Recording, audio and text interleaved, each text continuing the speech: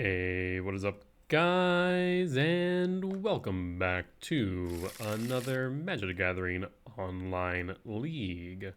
We are once again playing Eldrazi Ramp, and on the play for game one, this actually is a pretty good hand. How do I want to process it though? Let's go, I'm thinking we could theoretically high roll into another... Actually, another lab wouldn't do anything. So let's just go Eldrazi Temple Pass. This is looking like a turn 2 Thought Knot into a turn 3 Karn, most likely, is what we're currently aiming for. And then if we end up finding another 7 mana value spell, we could go for World Breaker or Devourer if that's what we find. Bloodstained Mire, crack it.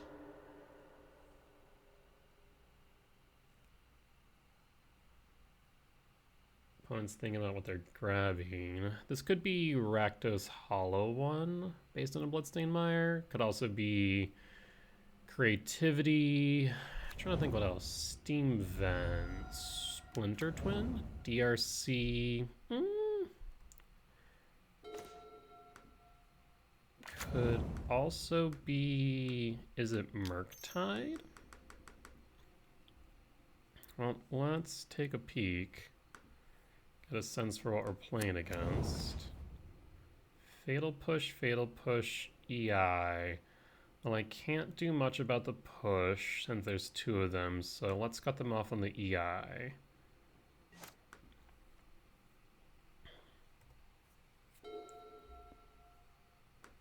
Next turn, we'll cast Karn. And I'll probably just grab a... What the... I was about to say, you're definitely casting Fatal Push, right? Okay. I thought so, just wasn't sure. I will probably grab a Tormod's Crypt. That should ensure that they do not have Delirium. 3 card types. Fatal Push will be 4, so whatever's on top they can keep if they want. Looks like they will and draw it. Yep, so DRC will attack.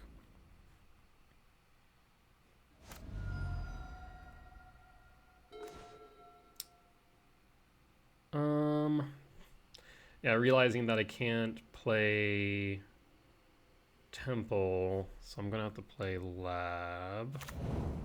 World Breaker is interesting. We do want to eventually. Karn. Minus Karn. Let's go ahead and grab Tormod's Crypt. Cast Tormod's Crypt. This will keep their attention on Karn for a hot minute.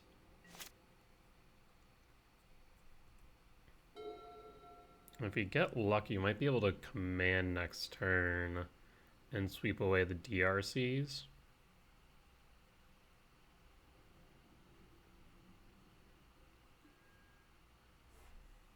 Did they already play the Bloodstained Mire last turn? I want to say they did. So I go into combat. Imagine both at Karn. Yep. I'll go ahead and Tormod's Crypt you.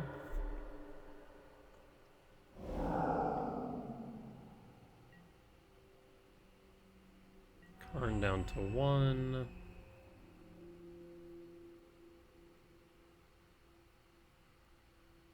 And it's keeping their attention away from my life total, so can't complain there. Thoughtseize?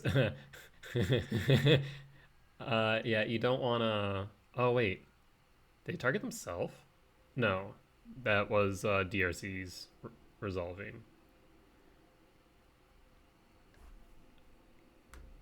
You choose a non-land card, and because it specifies non-land, they have to take return.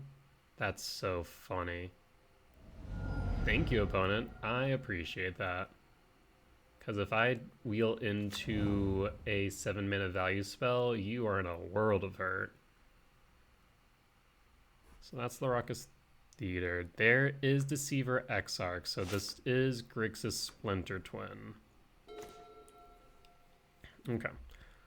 Well, let's go ahead and cast Thought-Knot Seer.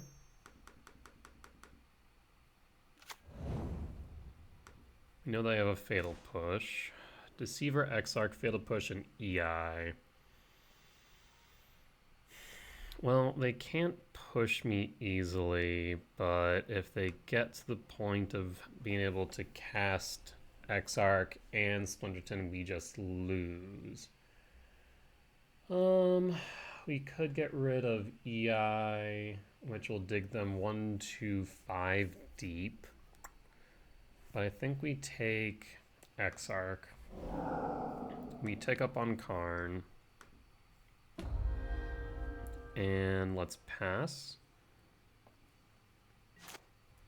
Because Exarch would also stop me from playing World Breaker next turn, I suppose. There is EI. Exarch down. Surveil, Surveil. You'll likely get enough to kill Karn and hit me for 3.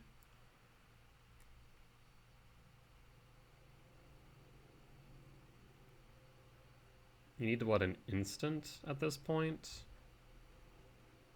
In order to get Delirium? You have the Fatal Push, but you can't cast it unless you find a fetch to then get rid of Thought-Knot. So it's possible that Karn does live.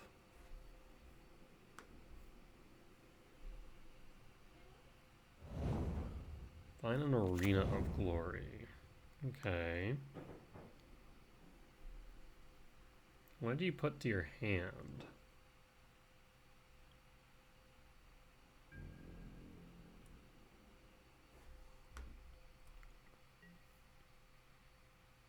Double attack Karn?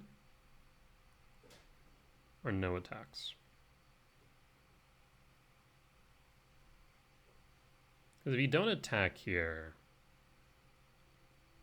what would I grab? 2, 3, 4, 5, 6. Only 6 mana.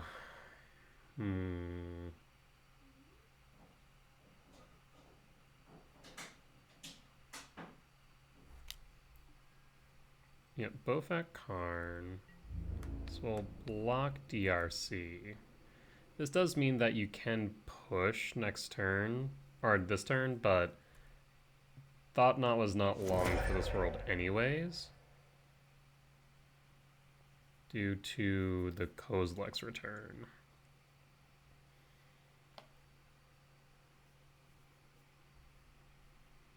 Let's see the push. There's the push.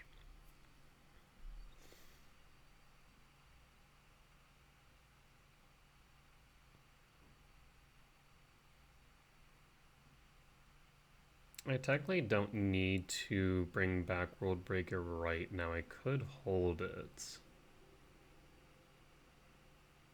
Surveilling. What do you put into your grave? Another Deceiver Exarch. That's 3 Exarchs down. Yep. Thought-Knot down. You draw a card. End step. We're definitely going to be casting Breaker or whatever we draw.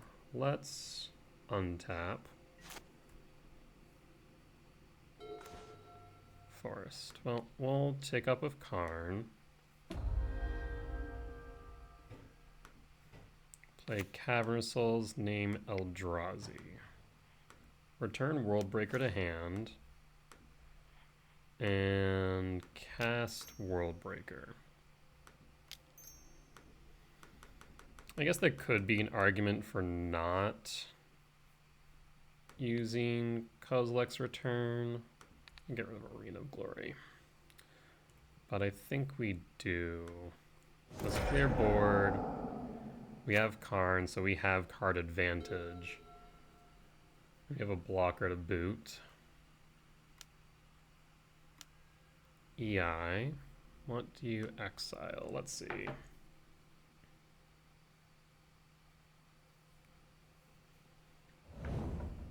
A Scalding Tarn. Okay. Get your land drop for the turn. Well, let's go ahead and cast Malevolent Rumble. That was pretty mid.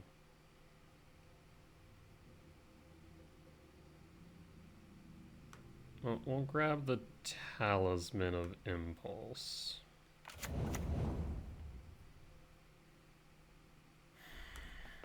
What am I worried about here at this point in time?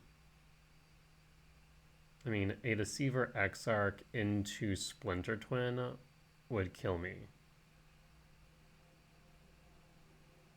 3, 4, 5, 6, 7, 8.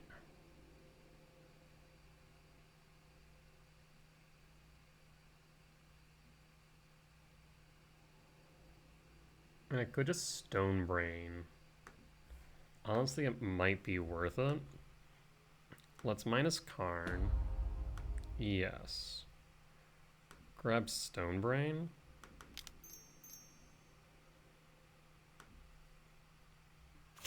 Stonebrain resolves. And we win. Cool. Okay. Yeah, I think that was their main out. So this is Grixis Splinter Twin. Win for game 1. I think might Stonebrain, 2 Dismembers, cut Mycospawn will be good. Return doesn't kill Exarch, but it does when exiled, so maybe there's some value there. Yeah, let's run it back like this. Actually, there's one more change I'll make. I'll also bring in a leveler.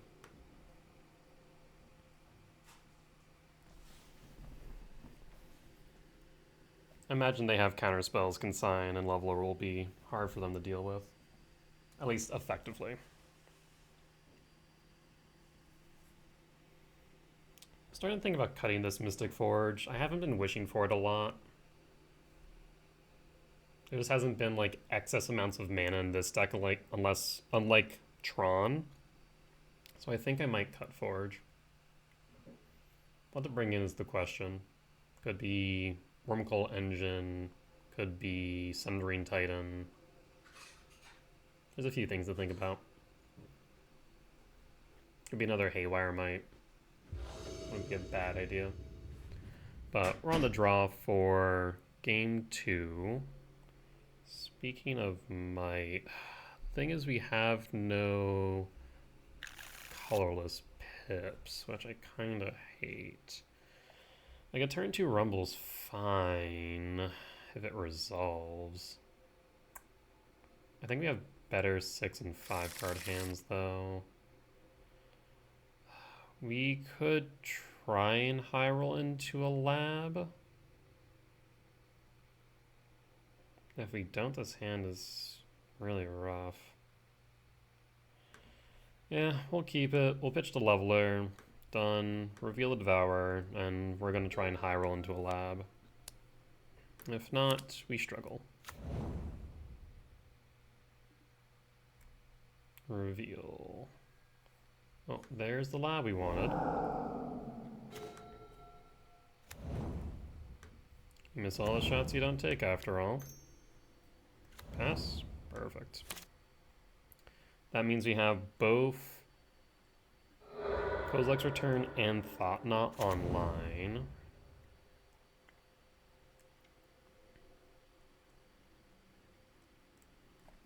Thought-Knot will be good here, for obvious reason.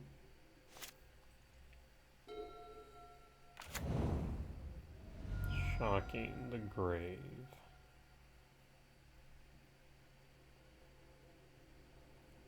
Could be DRC and a Thoughtseize. Boros Charm. Well, that's just straight up rude. Alright, well, we'll pass. Not much we can do about that. That does mean Kozilek's returns offline.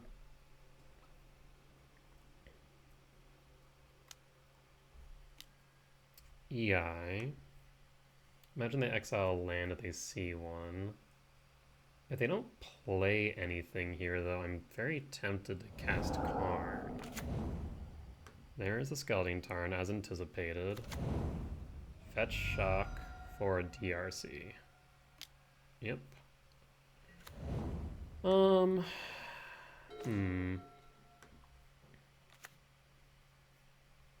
Again, tempted to go Karn into a Tormod script, but let's get a blocker and threat on board before we do that. Oh, double Splinter Twin. Unholy Heat. FOMO. Well, let's... Okay, so they can FOMO Twin, I think is the end goal. Yeah? Yeah. Let's get rid of Unholy Heat so we have a blocker. FOMO and Twin can be a little bit unwieldy as long as I have a blocker that's bigger. So I think keeping Thought Knot on board is important here. Imagine they play FOMO, pitch a Twin, draw a card, and then play EI. I guess they could go EI, dig 3, try and find a land, then FOMO. Not to mention it'll trigger DRC. No, going FOMO first. Pitch a Twin. Netherglyph. Well, that... Tormod script is looking better and better. Dismember, though. Well, let's go Karn the Great Creator. Tick down Karn. Yes. Grab Tormod script. Cast Tormod script. Pass. No attacks.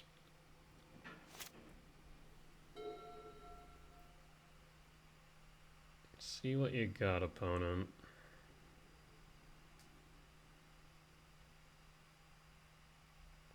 I'd really like some mana, though. We're short for this breaker, the Devourer underneath, and I would like a red source for this Kozilek's return if possible.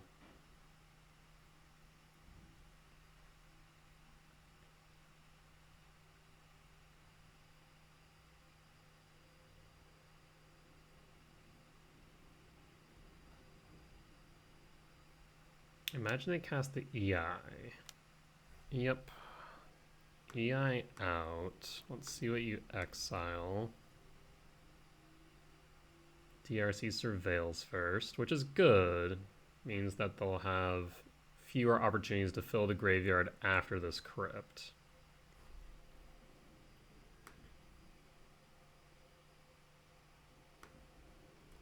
EI.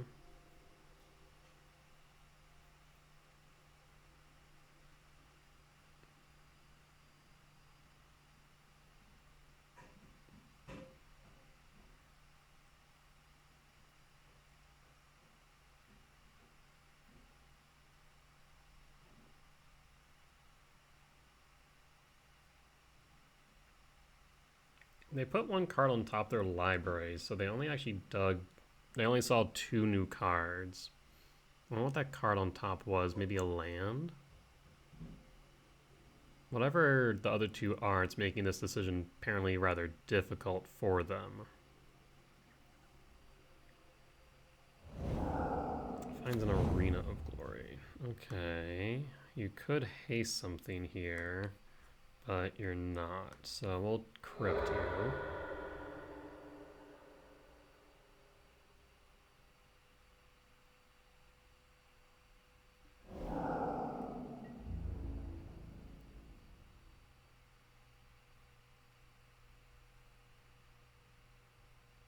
I mean, if you want to throw FOMO or DRC into Thought Knot, be my guest.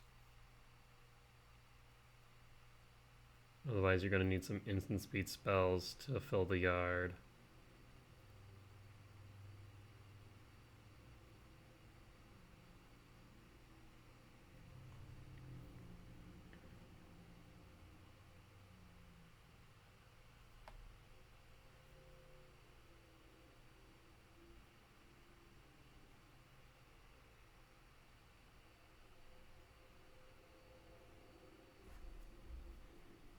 Bowfat Karn.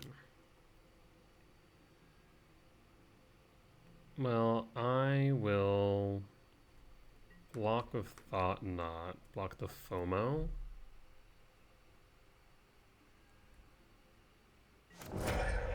Karn down to 2, FOMO down, meaning Splinter Twin is in a worse spot. Yeah, probably want to take the Dismember. Surveil. So one thing, they surveil a twin. Okay, so that's what, 2 twins down? I'll probably want to take this Dismember. With Karn, I could go EE. It is a thought.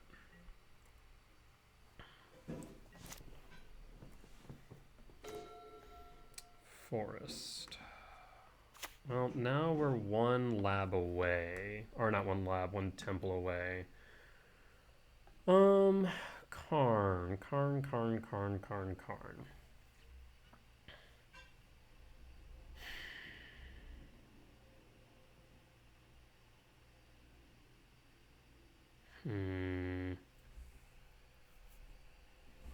We could Stone Brain out Splinter Twin. That's a thing we could do. Alternatively, I could... no, they have Exarch as well. We could go Engineered Explosives X1, but if they have an Exarch in hand, that doesn't really do anything, so it might be safer to Stonebring and then grab Twin.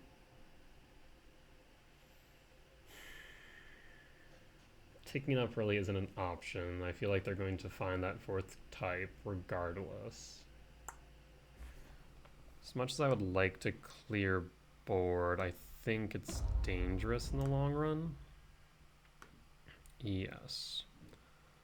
I'll grab the Stonebrain. We know that you have Splinter Twin in hand.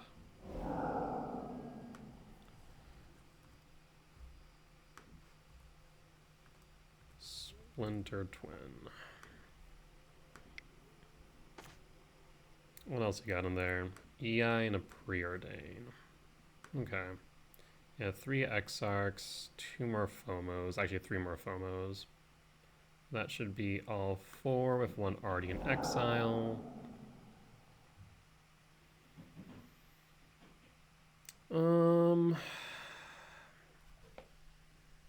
EI will be sorcery, Preordain is sorcery. I mean, they only need to hit an instant or an artifact to be able to attack through Thought Knot. Whereas I could apply pressure otherwise. I'll take 4 damage down to 13, they're down to 8. I mean, you could take the risk, but I think I win the long game here. Now that they don't have just a way to instantly win. Keep in mind they also drew a card.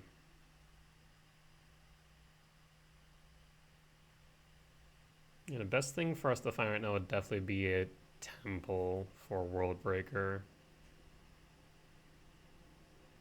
Imagine they cast EI here.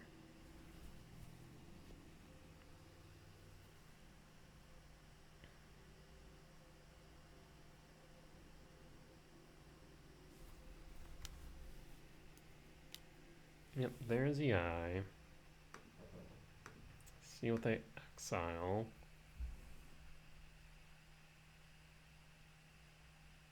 There's FOMO.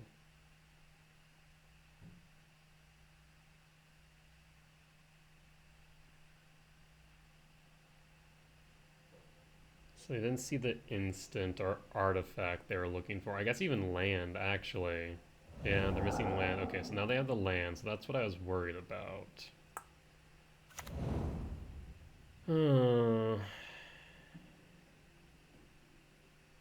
Maybe it was right just to grab EE and clear.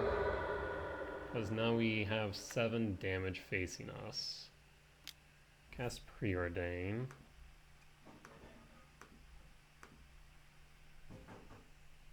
Keeps it on top. Yep.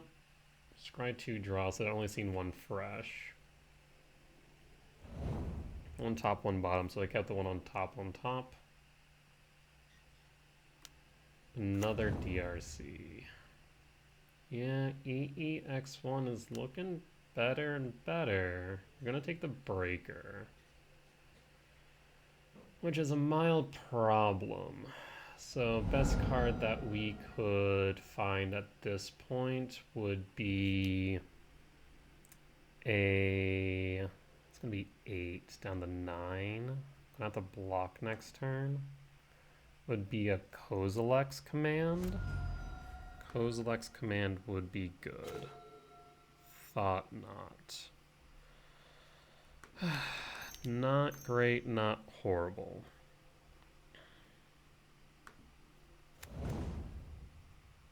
We will grab the FOMO, because FOMO will blow us out with that arena. I am forced to block regardless.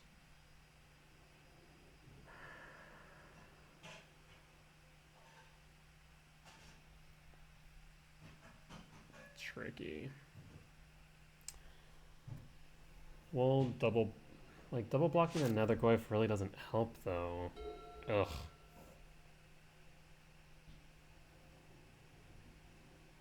I mean, get something off the board at least, I suppose. Preordain, double trigger.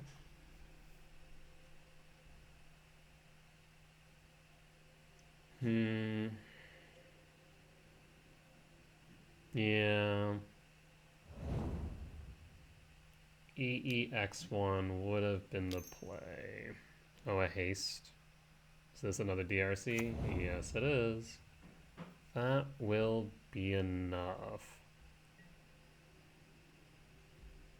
Oh, unfortunate. You got it. Yeah, I was too concerned with ensuring we didn't lose by the Splinter Twin that I didn't. I mean, we had potential outs for DRC and Nethergoyf at the time.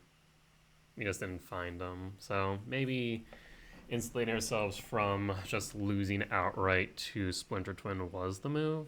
Hard to say. But we'll run it back as is. No real changes.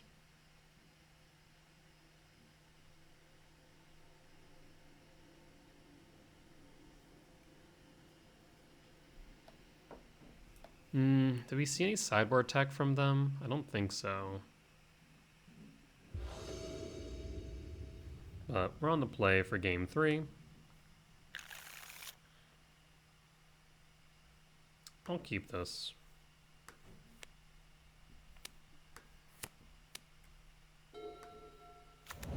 Pass. We'll rumble next turn.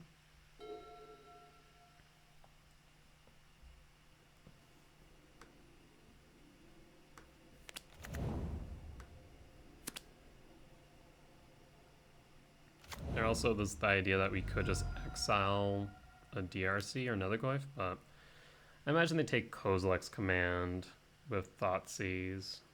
That'd be my guess.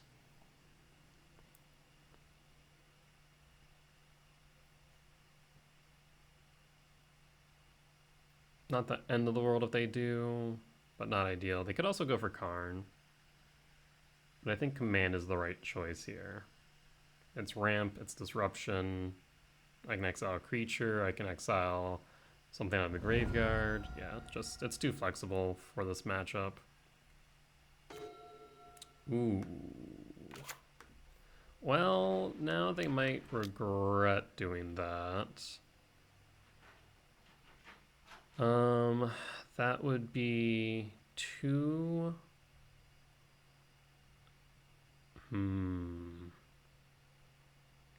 2, 3, 4, 5, 6, 7, 8. We're really close to Emrakul. I'm gonna grab 9 because of sorcery as well. We'll grab the Shifting Woodland. So Delirium's online for that as well. We'll pass. So 5, 6, 7, 8, 9. We're 3 away, 2 away since we have the Shifting Woodland from an Emrakul to Promise End. And I don't think they have a way with dealing with that, to be honest. Ooh, Kozilek's Command. Let's go Shifting Woodland. Malevolent Rumble. The Haywire Might would also increase things. So this is 5, 6, 7, 8, 9, 10, 11, 12. Let's grab the Ugin's Lab for next turn.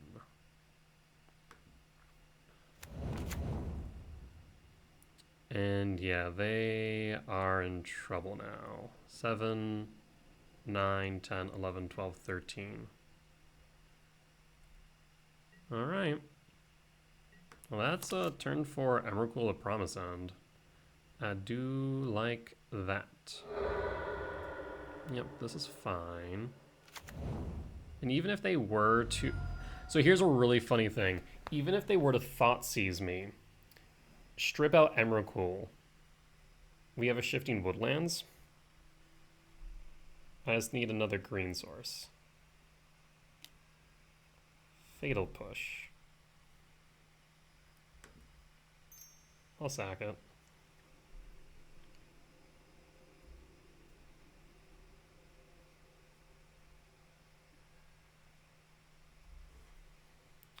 Fatal Push resolves. Let's go Kozilek's Command. Let's... Nope. Hold up. I want to scry exile. Scry exile.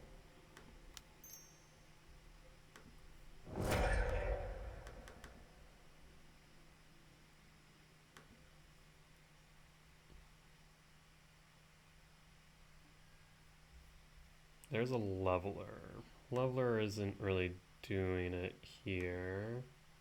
Tiles of Impulse will actually be beneficial.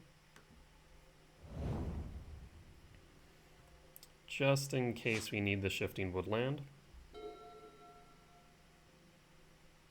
7, 8, 9, 10, 11, 12, 13. Alright, opponent. Are you prepared for Emrakul?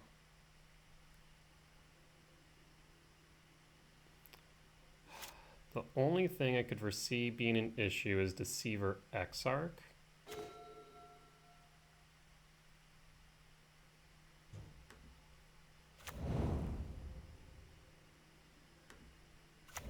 If they have Deceiver Exarch and Splinter Twin, what can I do? Well, let's find out.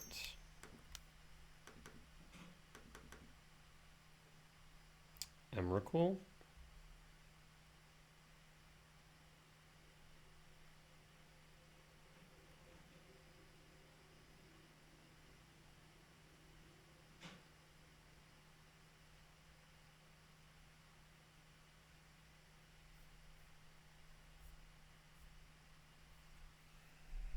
If I get a turn, I win. I get a turn to pretty much mess you up.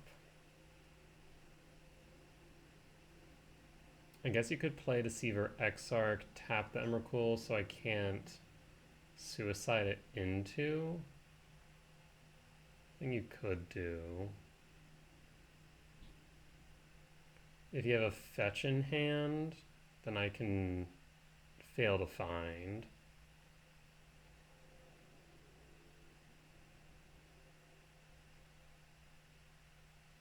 There's a lot that could go right for me, but a lot that could go wrong too here.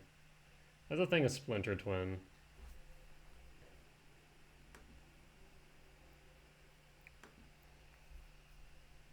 That resolves. That resolves. End step. Do we see a Deceiver Exarch? Okay, we see the Deceiver Exarch. There's the Splinter Twin. Good news. This is okay. Because now I can do two things. I can red, black, destroy. So yes, let's, is it opponent controls or destroy target creature? Target creature or planeswalker? Cast. Creature or planeswalker? Exarch. Red, black. Destroyed. Thoughtseize yourself. Choose Splinter Twin. Pass. Have fun with your extra turn. I love Emrakul the Promised End so much. It is so fun to play with your opponent's deck, and it's like, okay. And we got there. Good stuff. Yeah, I'm thinking we may have been able to win game 2 if we had grabbed EE. I think I was too ambitious with the thought of being able to play the World Breaker. So the E may have been the better play. It would allow us to hit him with Thought Knot. But overall, we're able to come out on top for match number 1. And with that being said, we'll be back in a bit for match number 2. All right, and we are back for match number 2 on the play for game 1.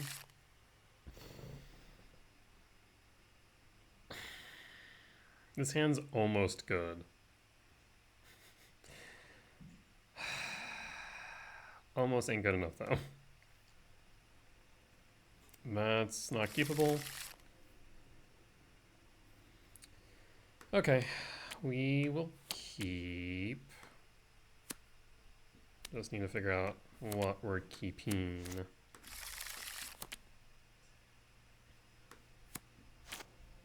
Alright, let's do this. Pitch, pitch, done. Reveal, trigger. Thought Not Sowing Microspawn. Kozilek's Command's good as well, but I think the Microspawn is better. Lab, Imprint, Talisman, Pass.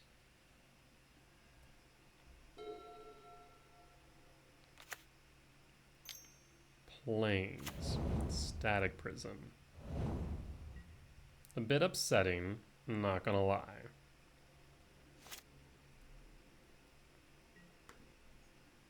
Well, let's play the Wooded Foothills and pass.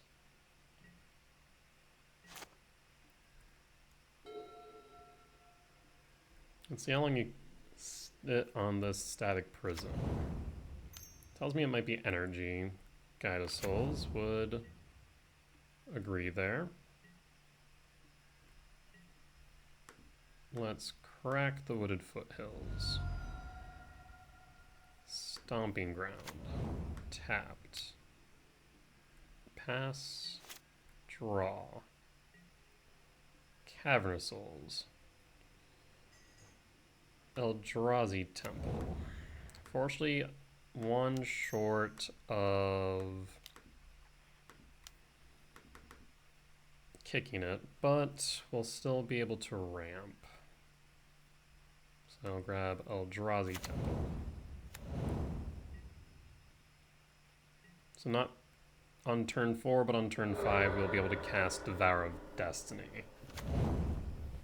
Elegant Parlor, and a Plains into the Grave.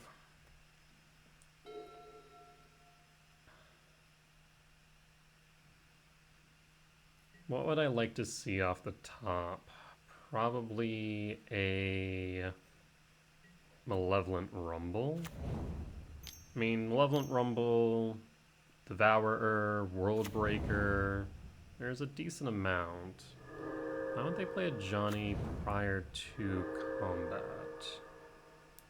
Okay, no way to kill a Johnny, it would seem. Kozilek's Command's good too. Not what I was thinking, but Karn is an option.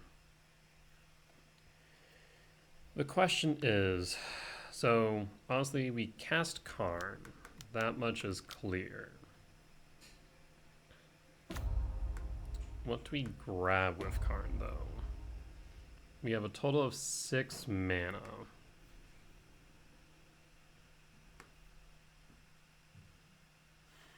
I mean, I could grab EE. I could grab Mystic Forge one of these few times. We're empty-handed, so like, there's a world where we go Ensnaring Bridge, but with them having a Johnny on board, that's a little bit scary. We could grab Disruptor Flute. Honestly, Disruptor Flute might be the play. It means that if they find a way to flip a Johnny, we can stop them. It's not a bad idea. And if they don't, then we can just return Devourer to hand. Let's grab Disruptor Flute. It is reactive, but I think it might not be the worst idea in the world. Karn will likely die here. Another Elegant Parlor.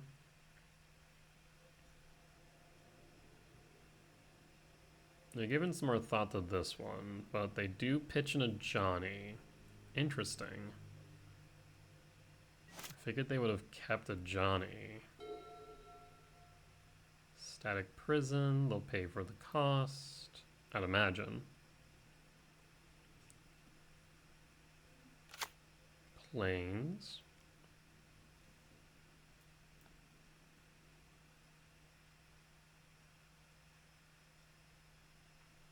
You have a way to gain 2 energy. Otherwise, I'll likely block the Cat Warrior token if it's just the Cat and Guida Souls. Actually, not. Probably block Guida Souls, right? That would probably be the better investment. Karn goes down to 1. That would be fine. We bring back Devourer. We attempt to exile a Johnny.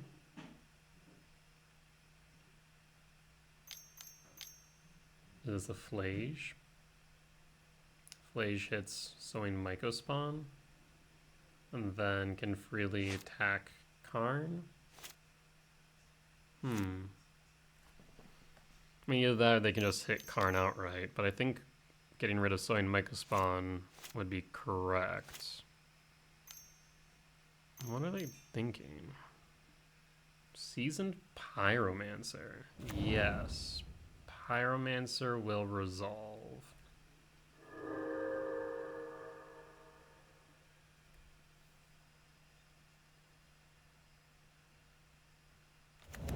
They make 2 tokens, so Guida Souls now triggers.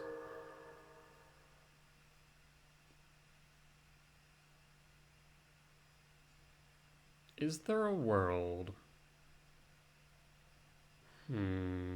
Is there a world where I play Disruptor Flute naming Guida Souls? No. Like, we're okay with Karn dying. Another Guida Souls. Must have drawn into it, otherwise they would have played it before. So what do you float to kill Karn? You're gonna float the Guida Souls. And attack with a cat. So Guida Souls at Karn, cat at me. I mean, we could flip a Johnny and then Disruptor Flute. Well, let's Guide of Souls.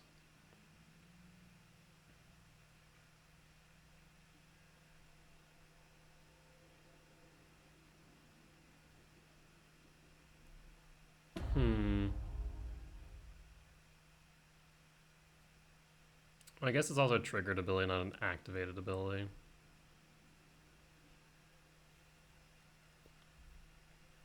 So the question now is, do I block with the Myco Spawn and flip a Johnny or not? I mean, we'd have... Actually, no, I think it makes sense to do so. Because if we draw into a land, we play the Devourer. If we don't, whatever we draw is going to be good, and we'll be able to play it. Yeah. So this is fine. We'll flip a Johnny.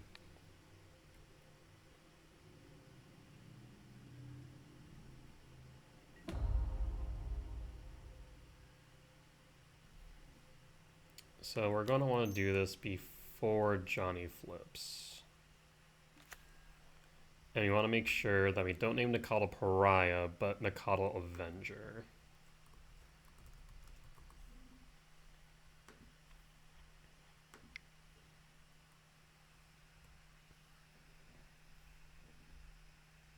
Okay, so I choose not to flip a Johnny now. That's fine. Okay, so we found the land. We'll crack the Misty.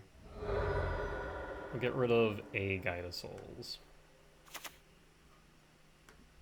Let's return Devour to hand.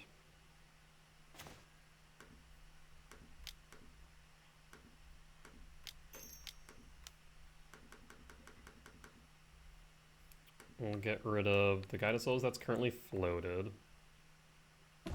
Don't need to worry about a Johnny now. I think we stay on the defensive. We are in a better position playing the long game. Wanna give me back that talisman? Thank you. 2, 3, 4, 5, 6, 7, 8, 9, 10, 11. We're too short on an Emrakul. Pyromancer. So they'll be able to float whatever they attack with. Probably the 2/2 Pyro. Oh, they didn't pitch anything though. Oh, because they were empty-handed. Funny. We'll still float the Pyro. Yep, that makes sense. We'll take 4. Yep.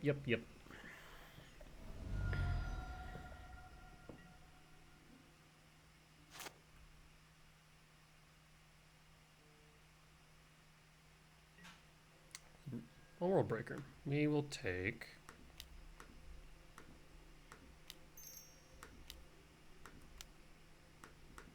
And we'll get rid of a Elegant Parlor. So now we can block the floated creatures. But Johnny's not a threat. We still can't really attack effectively without opening ourselves up. So we'll just sit. Marsh Flats. Crack Arid Mesa for an Elegant Parlor? For a mountain. Marsh Flats for a Sacred Foundry. Shocked. Why shocked? Flage. Pyromancer. Okay. Yeah, just trying to thin.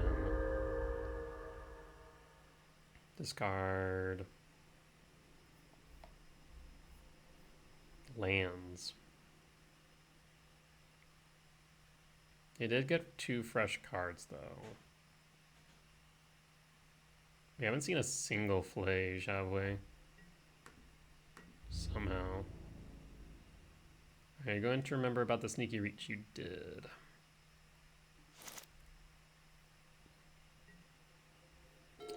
Well, no reason to show them that I have nothing.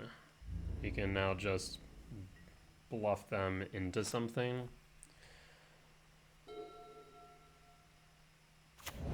a land. Static Prison hits Worldbreaker. It's Disruptor Flute. But you don't have a cat.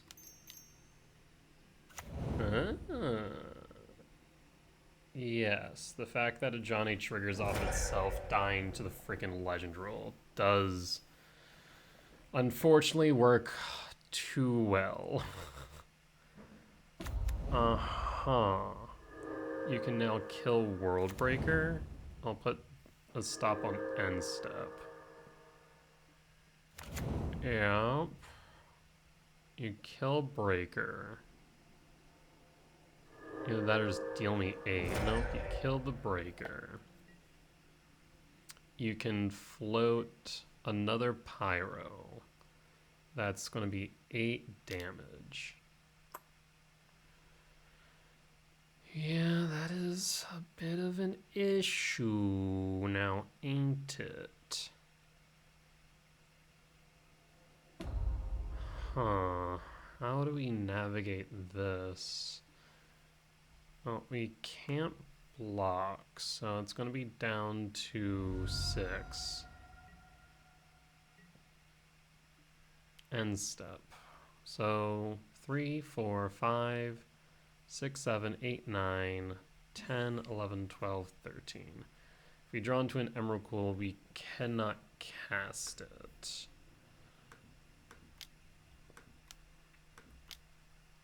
We'll sack the Ugin's Lab. Bring it back to hand.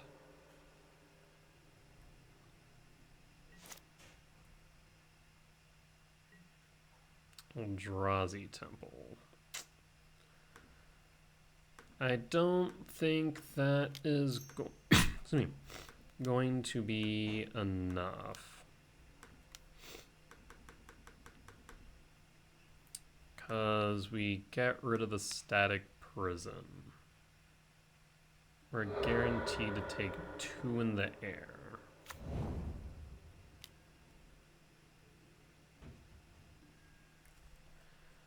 A Johnny Nakatl Avenger. So yeah, we're guaranteed to take 4 in the air plus whatever else they float. So unfortunately, we could not get there. Darn.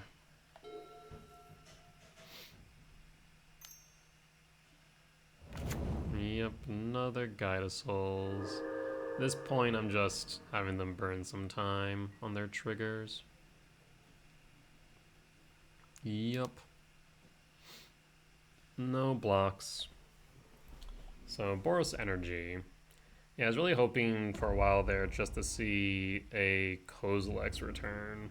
That would have done wonders.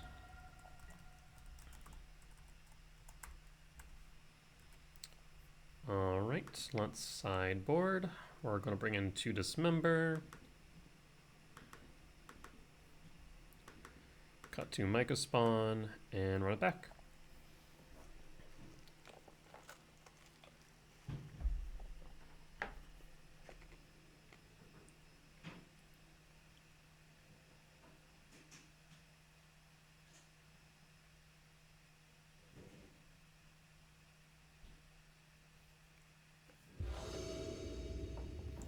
We're on the play for game 2. Yes, we can keep this. This is actually a really good hand. Holy hell.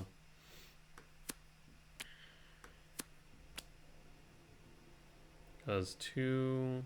So yeah, we'll do this. And this can be easily interrupted by a Static Prison. Be a bit annoying. But if we are able to cast Sowing Mycospawn, we'll be able to cast a pretty big Kozilek's command. Guide of Souls. I mean, I'm tempted to just exile the Guide of Souls now. I think I might ramp. I think I might ramp. I don't know why. Why would I do that? Emrakul the Promised End is promising. Temple, then pass. So that's 6, x4, 10, 12. You need a land with the Kozilek's command in order to cast Emrakul. That's doable. Ocelot Pride is good, but we have a blocker. I'll make a cat. It's a cat. Eldrazi Temple, you say? So we can X6. We could also just play World Breaker here. Really tempted to do that. I feel like Emrakul, well, ends things. It is the Promised End after all. So we'll just run it back to their turn. And on end step, Kozilek's command.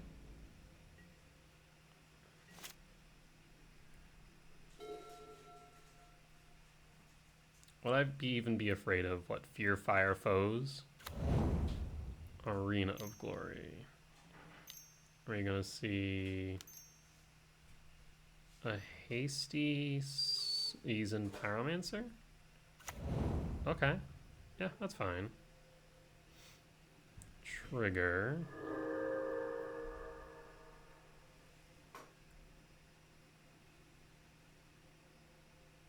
I mean, hell, I could just get rid of the seasoned Pyromancer.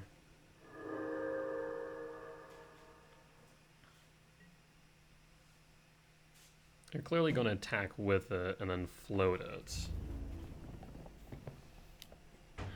So get them to use their energy.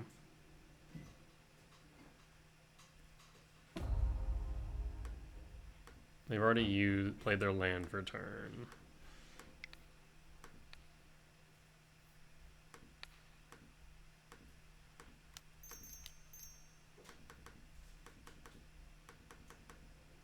At the same time, I mean, I'm just gonna have them attacking to Emrakul. Yeah, I'll take the 4. Screw it.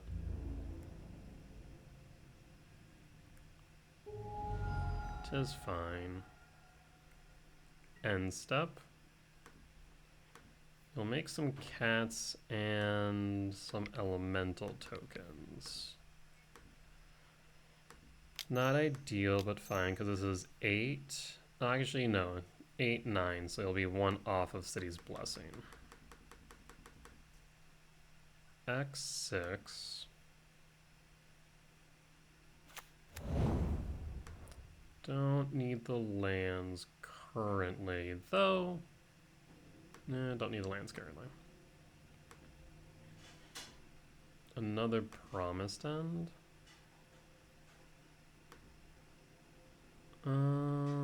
Probably not. I think I might just take the Sowing Myco spawn, to be honest.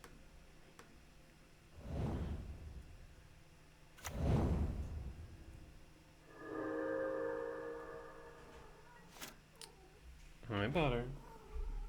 Don't play with wires. Hi, sir. Hi. No, you cannot play right now. I'm sorry.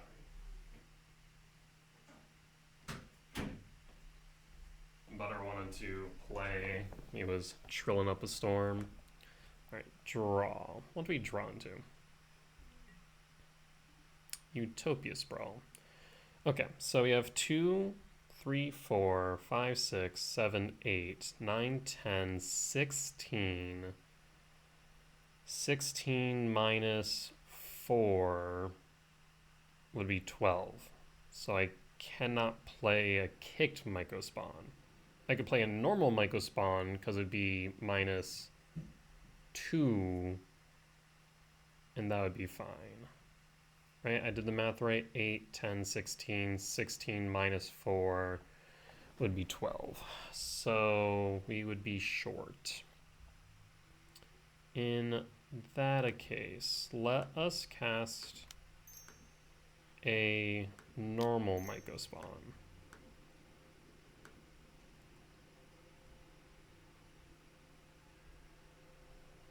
Grab another temple. because we don't have enough mana already. We need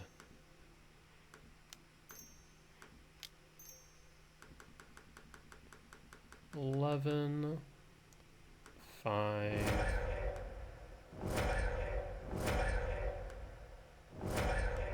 1. It's an Emrakul. Alright, we'll pass to your turn. Rather, my turn. Pass the turn to my turn. A static prison, you say? And a goblin bombardment? This looks amazing! We'll draw. How does static prison read? An opponent controls. Unfortunate.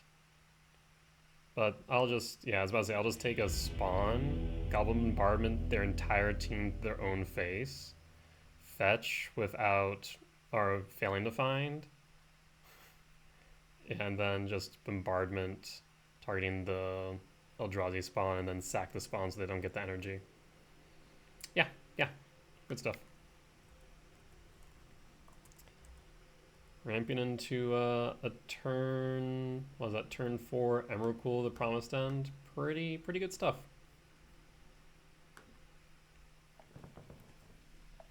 It is not the fastest you can get out Promised End, though. But we are on the draw for game 3. This is game 3. Oh, this is looking good for a turn 2 Thought Knot. I'll keep. And we have Dismember as well.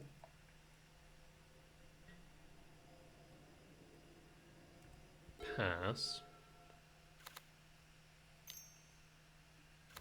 Also, Pride is fine. If it's a Guide of Souls, I might be tempted to Dismember it on turn 1. Ooh. This is curious, because Utopia Sprawl is a bit fragile to a static prison, but also Utopia Sprawl getting hit by a static prison is not the worst thing in the world. So if they want to go ahead and waste a static prison on a Utopia Sprawl, I'm fine with that.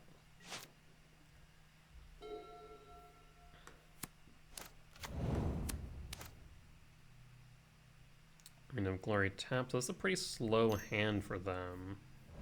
There's a static prison.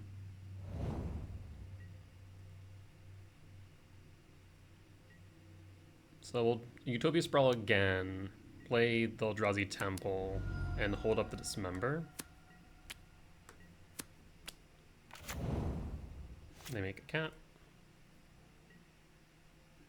Kozilek's Return looking very good. Let's Utopia Sprawl on red and pass.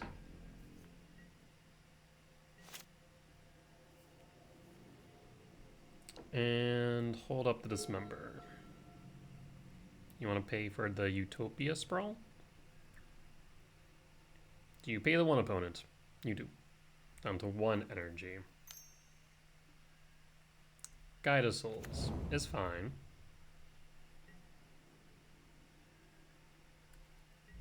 We'll make a cat.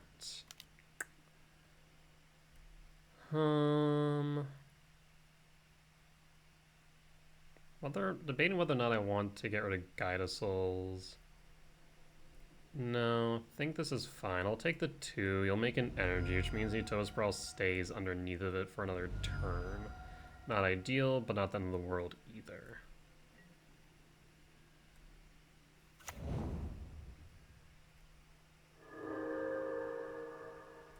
End step. World Breaker. Do like the look of that. That Utopia Sprawl looking that much better. But we are going to just hold up the Kozilek's Return and hope that they overextend on board. You'll pay for the prison. Wish you wouldn't, but you will. Marsh Flats. Crack it. Sacred Foundry. Ooh, are you hasting a Seasoned Pyromancer? Please do.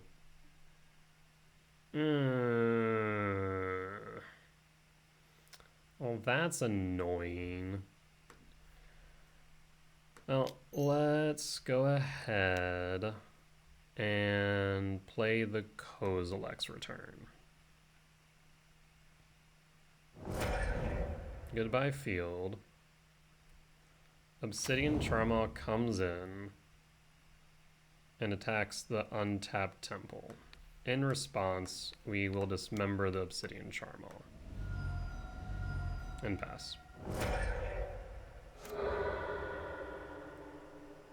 Not ideal, but palatable.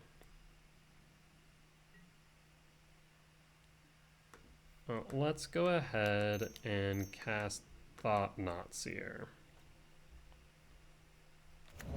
See what you got, opponent. Let's get rid of the Static Prison. The Oslo probably ain't doing much by itself currently. And pass. So 2, 3, 4, 5, 6 out of 13. You do not pay the 1, surprisingly.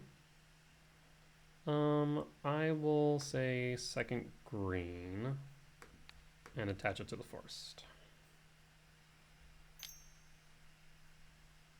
Red for Galvanic Discharge. Yep. You'll draw an extra card. That's 3, 4, 5, 8. So we're off by 5 for the Emrakul. A lab or a temple would be really good here. Not what we're looking for. They are empty-handed, though. This will also increase... No, we already have temple in there. Never mind. Because they were going to increase our card types in yard, but it will not, in fact.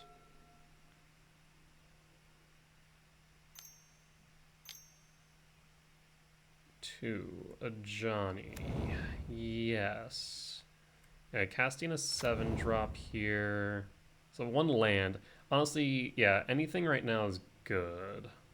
Because if we cast a 7-drop, then we can clear board with Kozilek's Return. And then we'll pretty much have control of the game. Yep. I'll go ahead and crack the Windswept Teeth.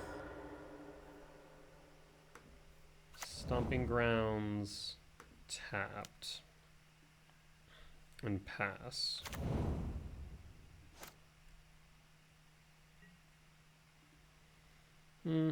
Malevolent Rumble.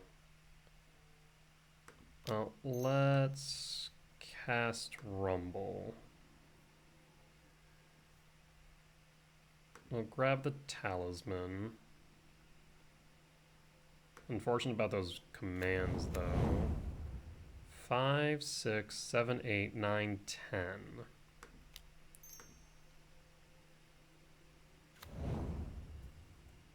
Go to next turn. Depending on what they draw here, we might be able to close this out.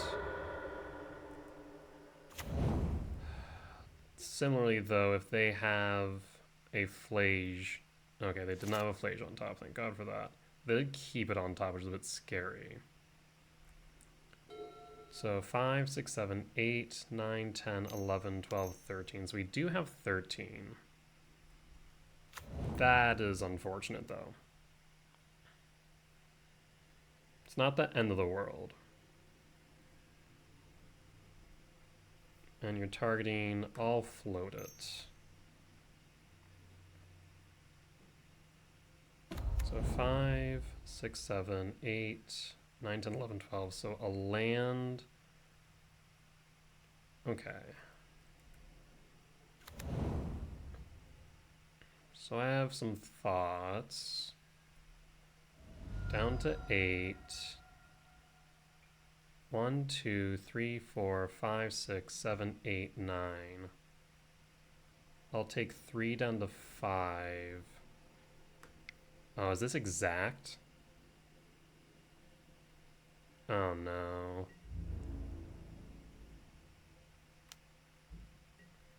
5. Then you generate 1, 2, 3. Shoot. Oh, you generate 4. That's so unfortunate.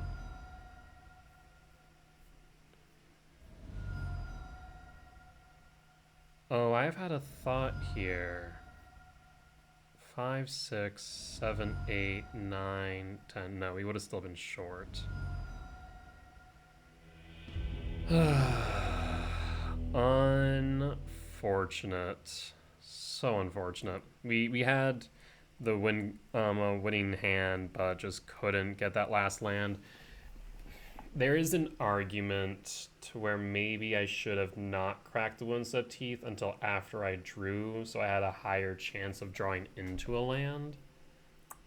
That may have been correct in retrospect. I think the percentage change is minimal, but once again, as like anything, not insignificant. So I think if I were to say change anything that I did that game, probably that. Unfortunate, but it is what it is. With that being said, we'll be back for match number 3. Alright, and we are back for match number 3 on the draw for game 1. Bit awkward, because like these two Utopia Sprawls are dead in hand right now, but this also is a turn 2 Thought Knot, so we'll keep it.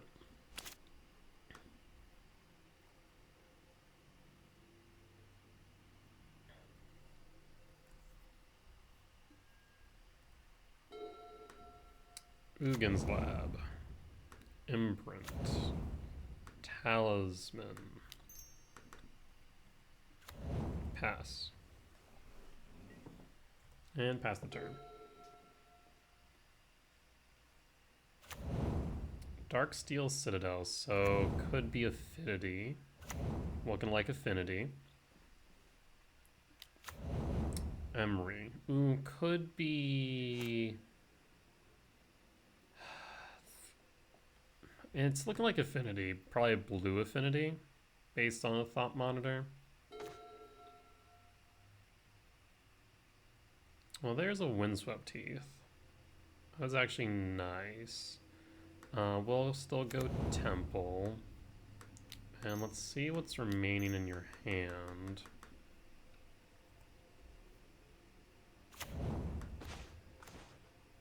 Well, we will definitely take Sai. This might have Urza, Lord High Artificer in the deck. There's the Saga. Another Emery. That's the mill. There's a Mox Amber. Like, it feels like Grinding Station with the Mox Amber and Opal. There's a Mox Amber. 2, 3, so we're short 1 for this Devourer, unfortunately. Forest.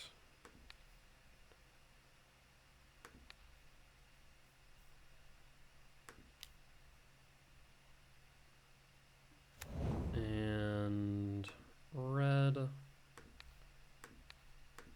And take 1. And green. So 1, 2, 3, 4, 5, 6, 7. We can grab World Breaker.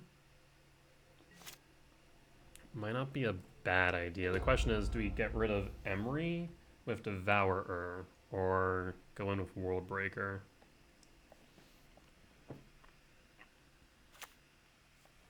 There's their island. Okay, so they're gonna make a construct. At least that's what it seems like. Thought Monitor. Or not. I guess they could haste the Thought Monitor.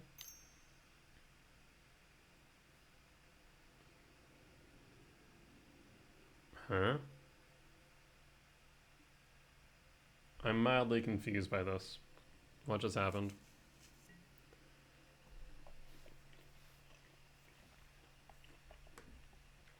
Well, we'll return the World Breaker as planned. I'm very confused. Why wouldn't they haste the monitor? I guess they're protecting Emery, but why? That's the part I'm not sure about. Bobble trigger. Well, this accomplishes something similar but different. So I think we need to also set up a blocker for this Thought Monitor. World Breaker. Exile the Saga. No big constructs for you. Go to combat.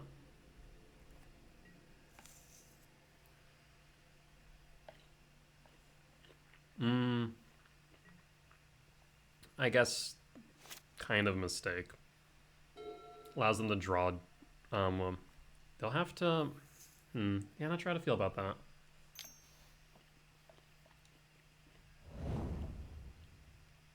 Thought cast.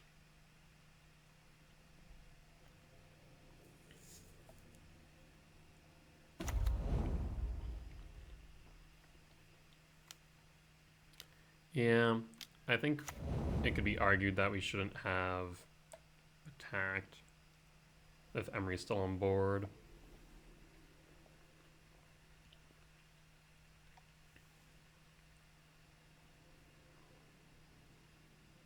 One, two, three, four, five. So they're short one for the other Thought Monitor. So they go Bobble instead. They've drawn plenty of cards. Now, let's go ahead and... Actually, yeah. Let's go ahead and kick the Urza Saga.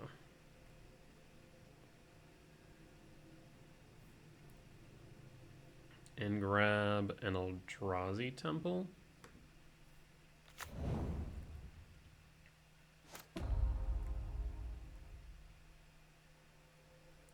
They already have a Thought Monitor in the grave, so putting another one in there is not the end of the world. We'll attack the Thought Knots here. Yep.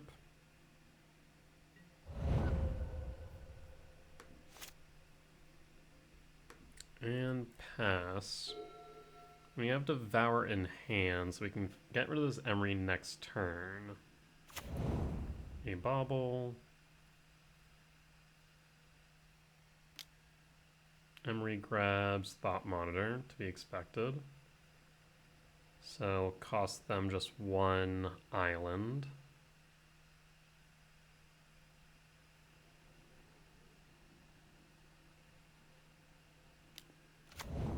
Yep. Draw two. Tameo. Okay.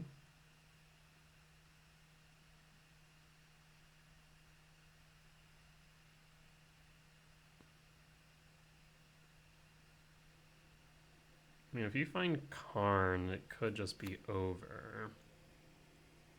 An island. They still have Otawara in hand, but like, I guess the only one they could bounce would be Thought Knot.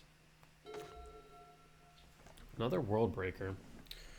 Well, let's go ahead and attack.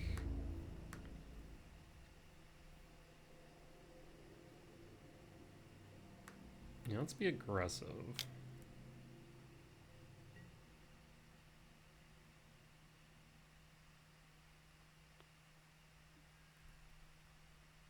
Down to 9. I'm afraid that they will flip this Tameo. I'm not sure if I'm horribly concerned about that, to be honest. sink into stupor. Yes, you'll draw a card. Take 3. Well, let's go ahead. I have 7, 8, 9, 10. So let's go ahead and cast. Hi. Devour targeting Emery. Ward 1, we will pay the ward.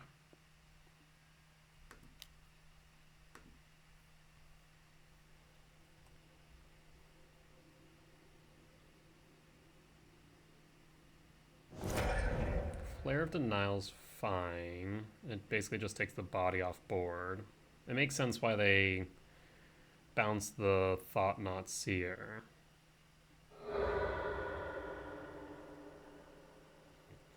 So they will flip the Tameo. Actually, 507. I'll crack the Wooded Foothills on end step.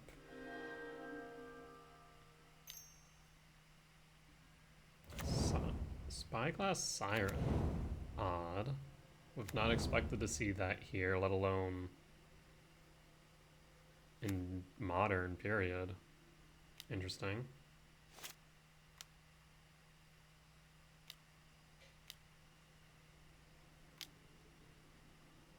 What we playing? Seems like Kappa Cannoneer. So we are short 1 mana to exile the Cannoneer with Worldbreaker. Is that accurate?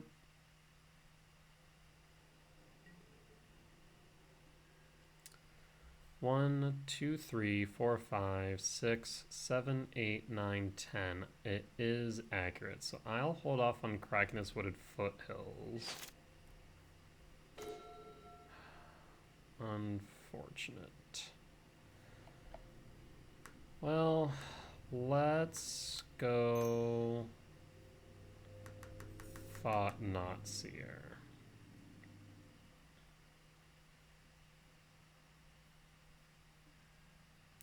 Flare of Denial. What you got in there that you want to keep, friend? It's not fair that you're hiding things. An Emery. We'll get rid of the Emery. We'll pass the turn. You have that Darksteel Citadel, so you will get that attack in with Kappa Cannoneer. I need a land so I can exile it with Worldbreaker.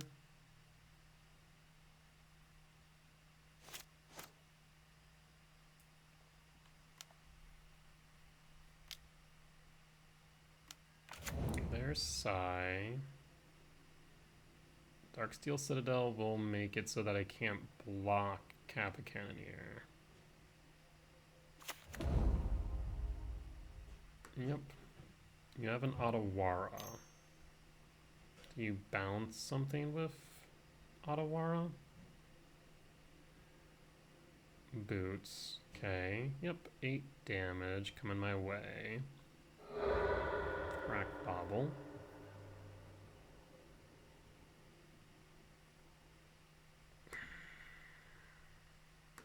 I guess the one annoyance here is the fact that they can actually bounce Kappa Cannoneer with Otawara currently, so they have a way to protect it and then haste it. And the thing is, it triggers itself on its ETB. Ugh. But they're holding back, possibly because they see that I could have lethal. Karn changes the game. Oh boy. The question is if we can make it work. Okay, so we have Karn. That much is obvious. What can we do after casting Karn? Well, let's first see if Karn resolves. Does Karn resolve? Karn resolves. I mean, I can unequip the Lava Spur Boots. Can this bounce a Planeswalker? Or Planeswalker? Yes. Yes, it can.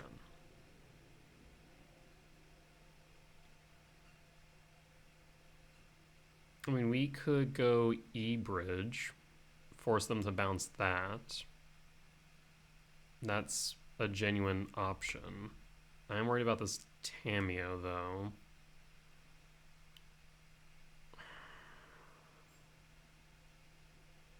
I really just need a land to get rid of this Kappa Cannoneer. Honestly, eating the Otawara might be the play here. We'll minus Karn. And grab Ensnaring Bridge.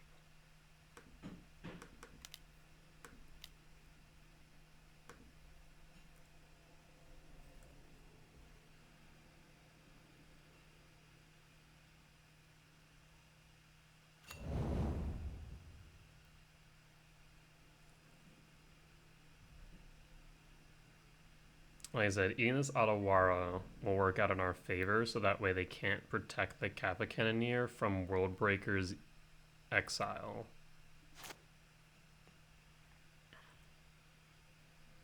I just desperately need a land.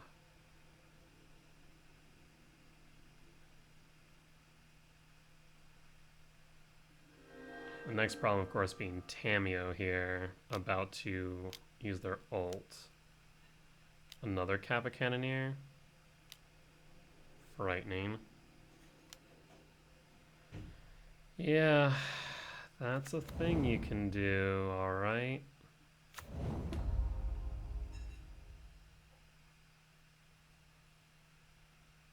They'll need to play their island and then they can bounce.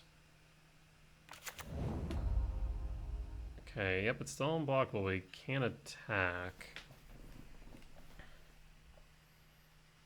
And I think you missed your chance to utilize Otawara, because you played the Darksteel Citadel. Okay. We might be able to work with this then. Devour of Destiny has the same issue as Worldbreaker. You need 11 mana. 1, 5, 6, 9, 10. Let's minus Karn. Yes. We're going to grab Disruptor Flute. We're going to play Disruptor Flute. We're going to name Otawara Soaring City. We're going to play Devour of Destiny.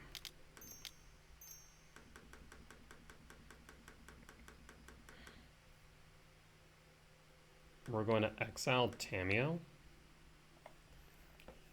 and pass.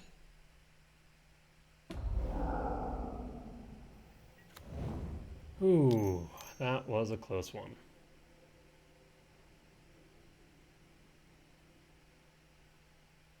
What are they paying? Draw a card, okay. Trying to find a solution to the lock.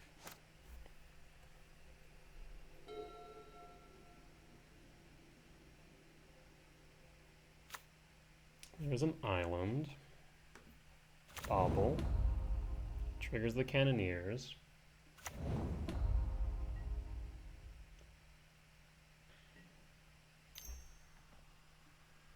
Shadow Spear. That's a bit frightening, not gonna lie.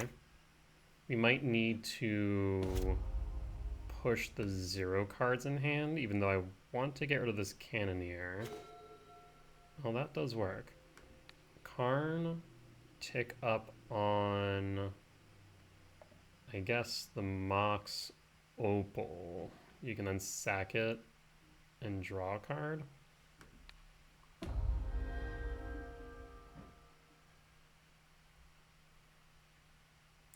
Stomping Grounds. Untapped. Crack the Windswept Teeth.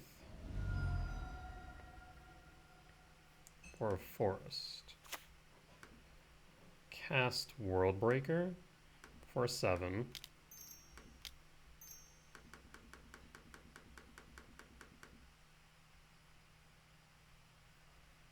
And target the Kappa Cannoneer. Oh, I'm a dummy. I'm one short because the boots. The boots give ward 1. I was so focused on the ward 4, I forgot about the ward 1. Rough. Rough, rough, rough. Okay, yeah. I could have gotten rid of the other Kappa Cannoneer. Dang. Okay. That's unfortunate. Okay, well, there's Tamiyo. Tamiyo can attack, but we have 2 cards with reach.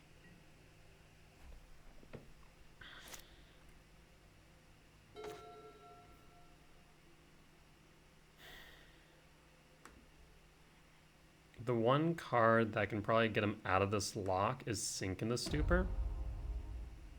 So we'll minus Karn. Yes. Grab the Stone Brain.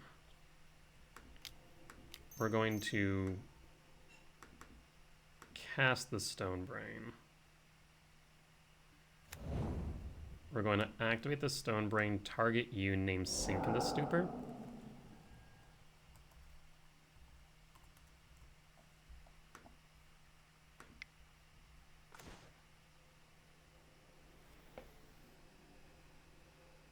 Okay, so they have no way out of this lock then.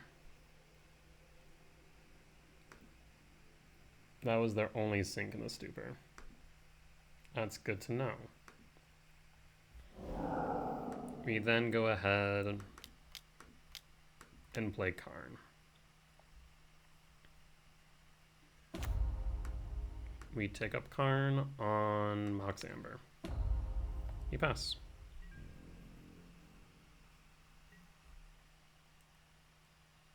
At this point, we pretty much just pass until they mill themselves out. We can pretty much play anything in our deck.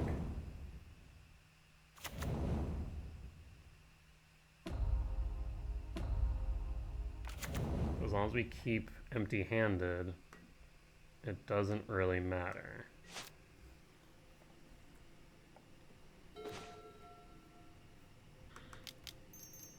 We'll play the Impulse. We'll tick down Karn. And grab a Walking Ballista.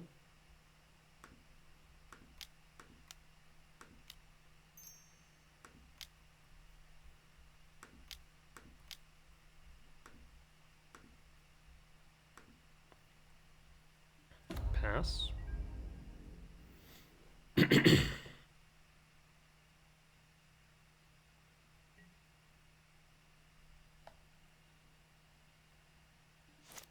And pass.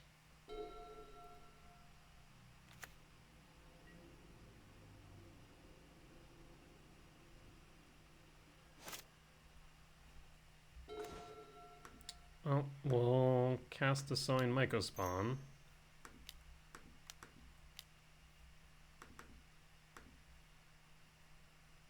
We'll kick out a Darksteel Citadel.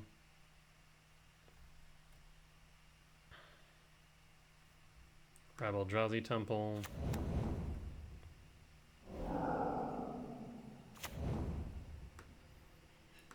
We'll minus Karn. grab a Haywire Mite. Cast a Haywire Mite. Pass.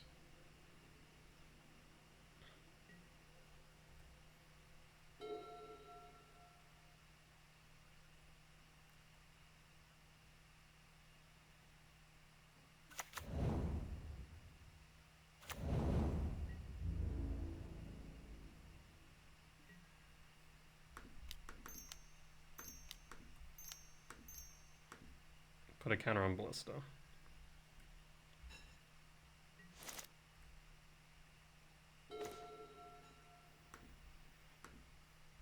Kozilek's Command.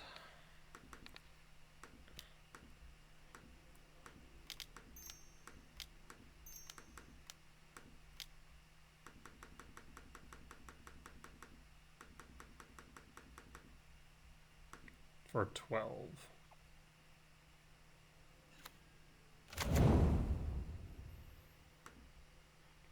Bottom, bottom, bottom, top, bottom, bottom, bottom, bottom, bottom, bottom, top, top. Play the Shifting Wood. Karn tick up on Darksteel Citadel. And then pass the turn.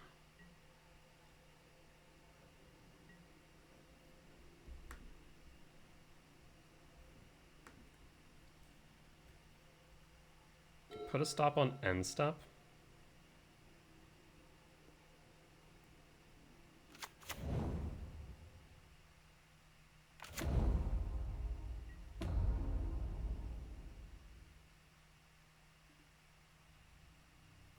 Actually, no, we don't need to do it now, do we?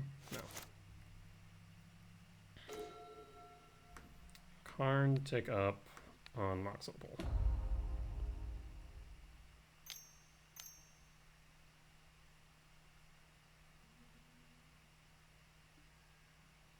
Yep, that's fine.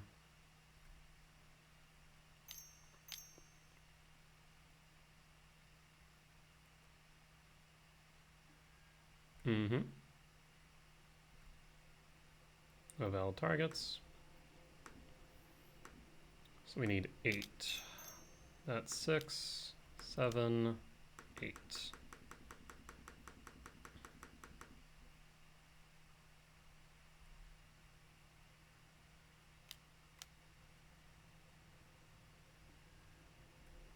Okay. Yeah.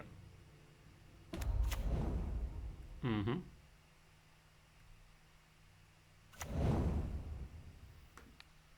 And we're gonna get rid of our Ensnaring Bridge now.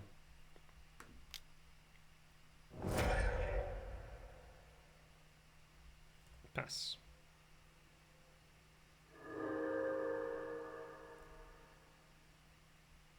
Alright, friend. My turn.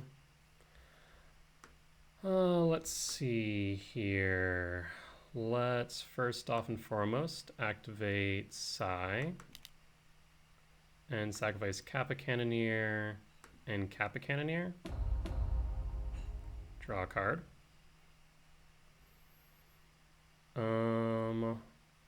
Let's see here. I'll draw another. Let's cast Kappa Cannoneer. And one more. Yep, side trigger.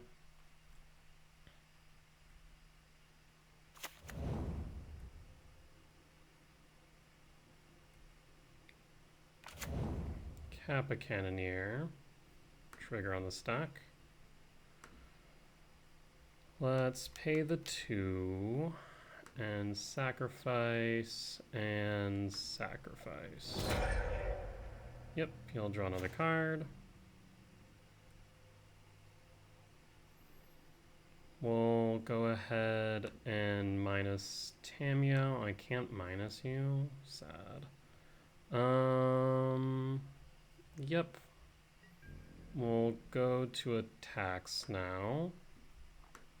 I have 3 reach, so let's all attack me,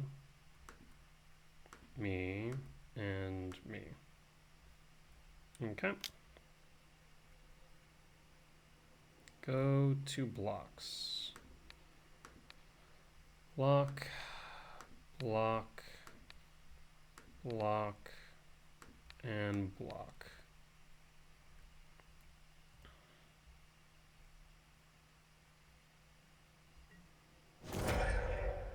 And pass the turn. Pass the turn. Pass the turn.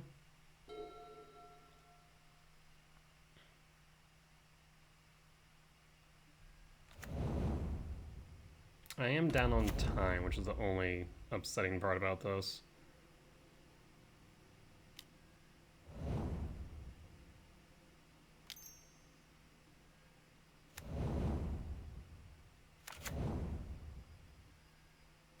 Tormod script, yep, playing all the cards. With a Thought Monitor.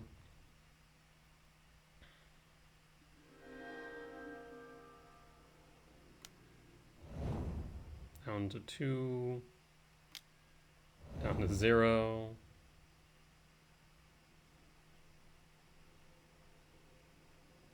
I thought about trying to do that, but decided I wasn't going to be able to get there.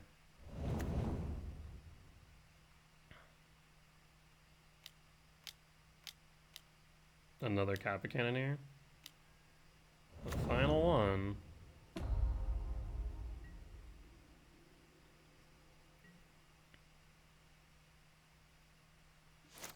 Well, let's go to attacks.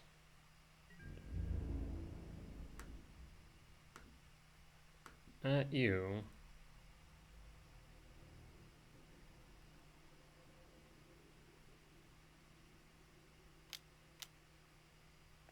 Enjoy the stack.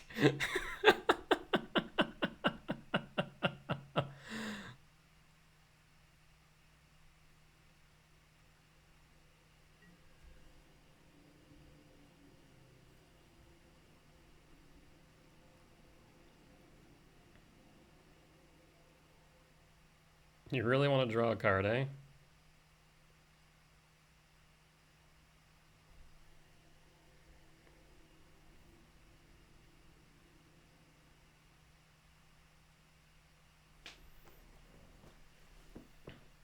I mean, funny enough, the draw will kill you.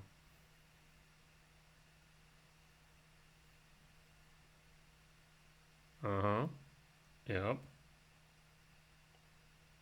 Sure.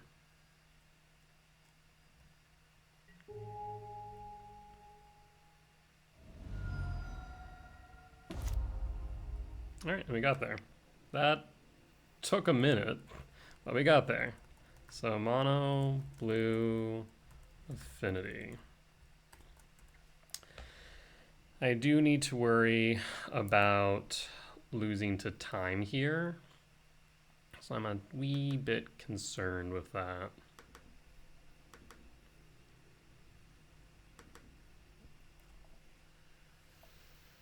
I'm not sure. Return actually still seems good.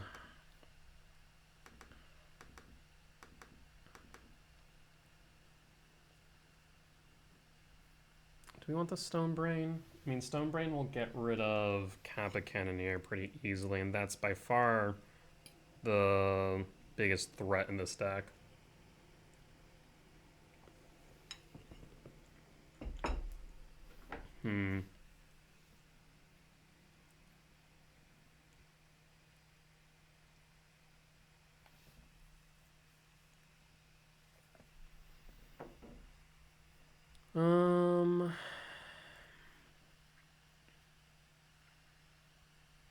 Yeah, let's run it like this.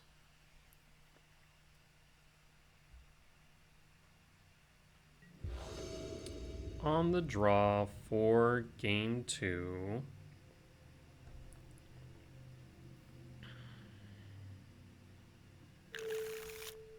I'll keep this.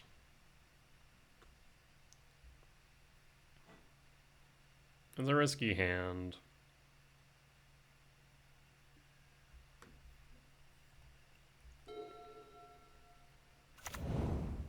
Springs.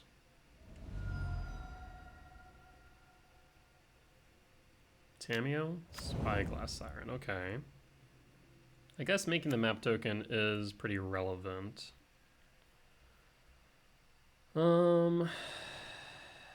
Let's go with the forest.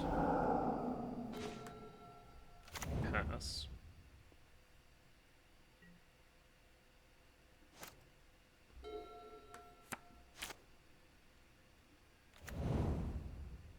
You have an Emery? You do have an Emery. Lava Spur Boots.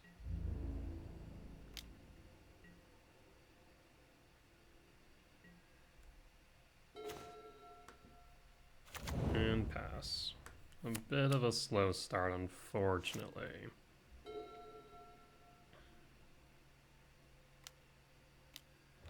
Dampening Sphere, well that makes it complicated. Our slow start gets slower. And pass.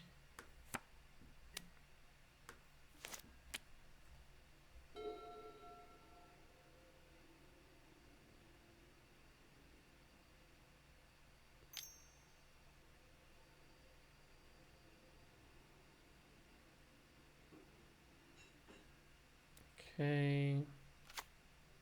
Island. Play the island. Boots.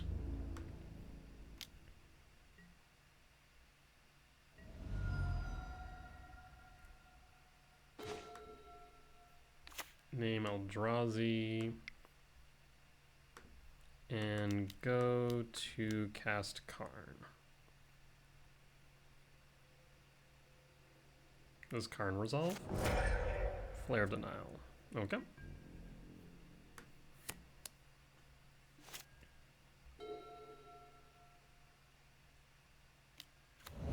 Tamiyo. Boots. Tamiyo's now dealing damage. First time I've seen Tamiyo actually deal damage to someone. Wild. A land would be good here. Misty Rainforest. Crack it. Stomping Grounds. Untapped. Or rather tapped. Karn. Okay. Tamiyo down. We'll play Talisman next turn. Saga's a problem. Oh, that's a Kappa Cannoneer. That's also a problem. 5/5. Equip Boots. So that's 7. Lethal is on board.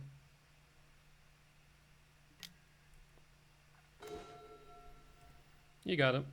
And I'll just have them burn a bit of time. Yeah, the Damping Sphere did not help me.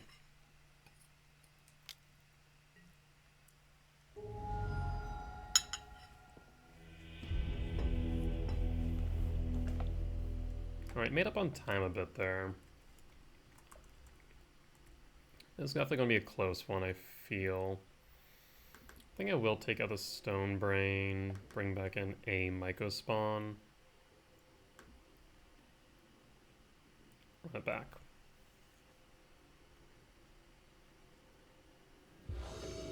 On the play. I'll keep.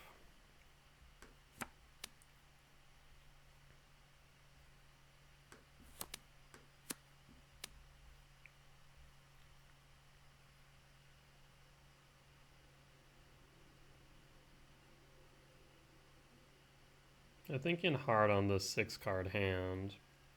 I'll reveal. Trigger.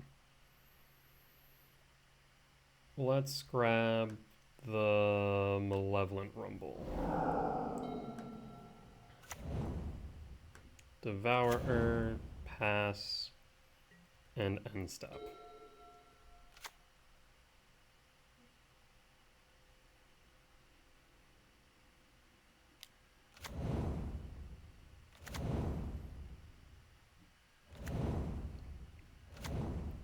We see an Emery. Potentially. An early dampening sphere. Rough.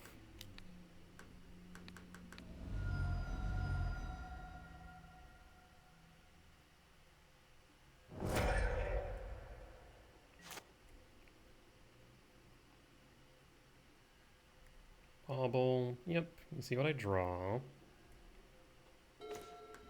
There's the Rumble. Rumble resolves. We'll have to grab probably 1, 2, 3. Yeah, we'll have to grab a. Actually, no. Let's grab Karn. Grab Karn. And then pass.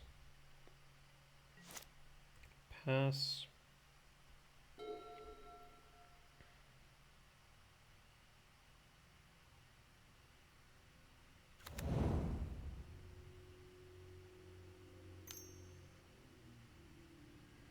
Emery.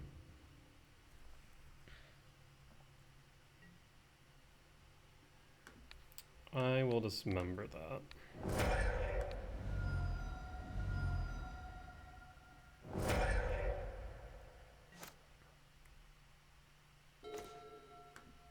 Let's go ahead and rumble. I'll grab a forest.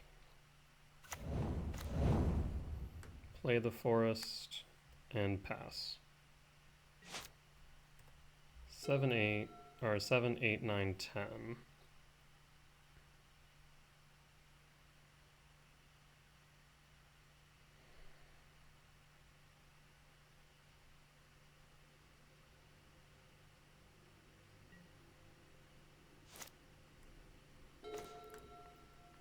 Windswept Heath. Crack Windswept Heath. Grab a forest. Cast Karn the Great Creator. Does Karn resolve? And we'll take it. Alright, definitely a close one to say the least. A long one too. With that being said, we'll be back for match 4.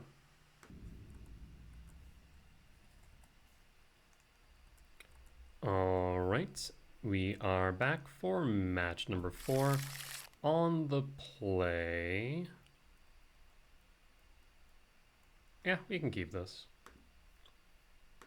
We go Lab, Devourer, Foothills into Rumble.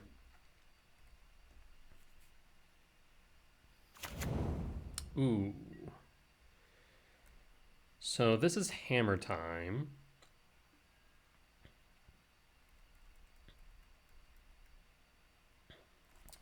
If only we had a Karn in hand. That would make my life just a teeny weeny more palatable, because I could go a turn to Ugin's Lab. But we're going to have to take our time here, but we definitely want this Karn. So Ugin's Lab, tuck the Devourer, and pass. Let's see if they go... Okay. Esper Sentinel, Ornithopter, Memnite. Yeah. Wooded Foothills, Crack. Stomping Grounds, Untapped. Really tempted to Kozilek's command here, or Kozilek's return here, honestly. Really tempted to. Against better judgment, I'm going to not cast this at sorcery speed. and try and blow them out here. Because I think they have a Pure Steel Paladin. Okay, a Saga.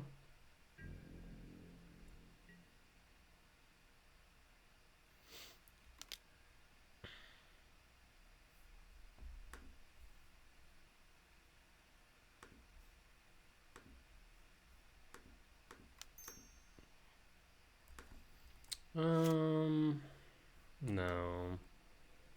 I'll take the 2.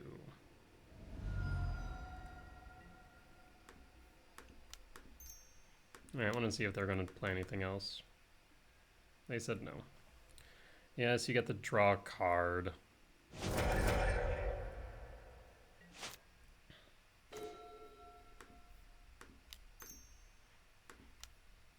A lab would be nice, maybe? Temple. We'll grab the temple.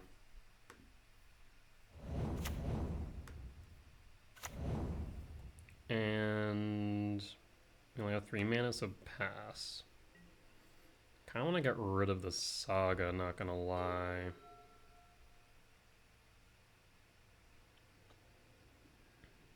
Mox Opal. Plains. You can make a construct.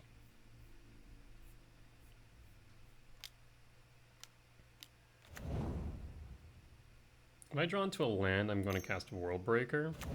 Shadow Spear. Yeah.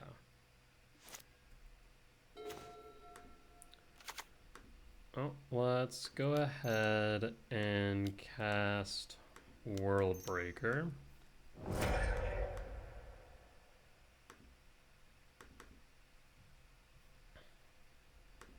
Exile Saga. And get rid of the construct.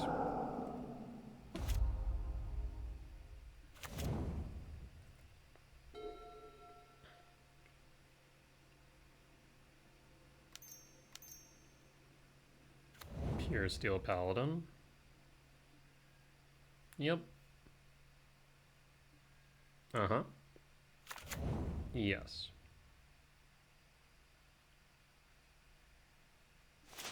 A land would be ideal. Asking you shall receive.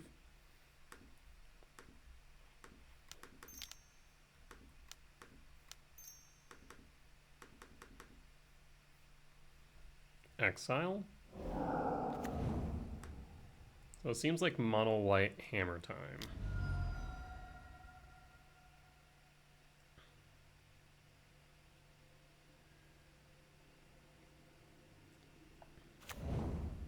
Azorius hammer time.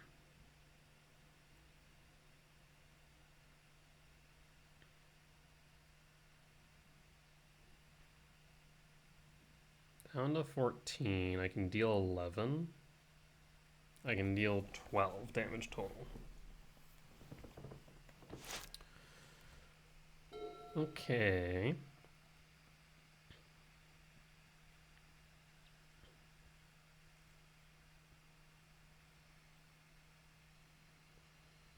What you thinking, opponent?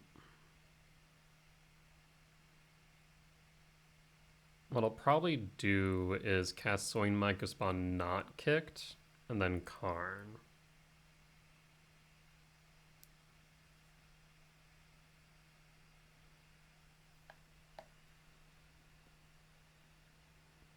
As long as Karn resolves, I don't foresee a way out of this one.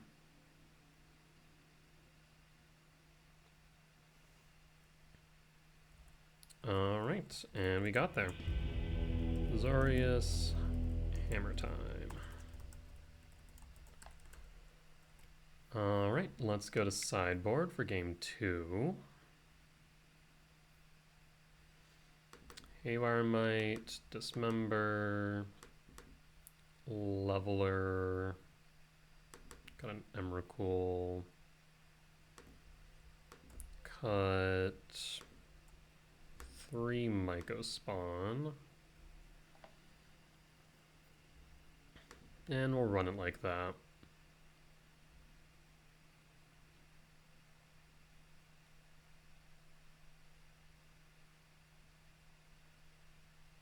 Yeah, the Kozilek's return definitely will be helpful getting rid of the small fry prior to them getting buffed by equipment. And on its return, even better. Name of the game here is keeping creatures off of board.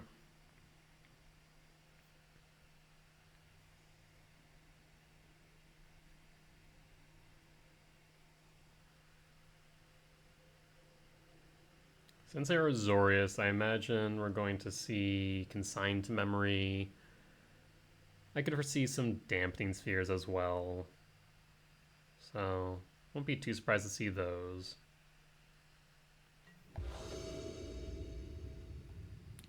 On the draw for game 2, we are keeping this.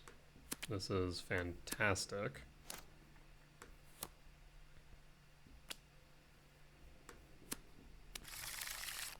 Keep, reveal, pass.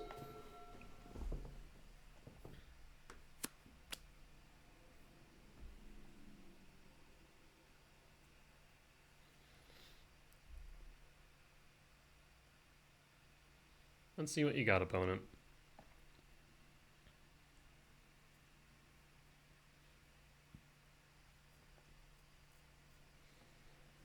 As per usual, Karn would be a very good hit off of Devourer. Otherwise, Thought-Knot Seer, another Kozilek's Command,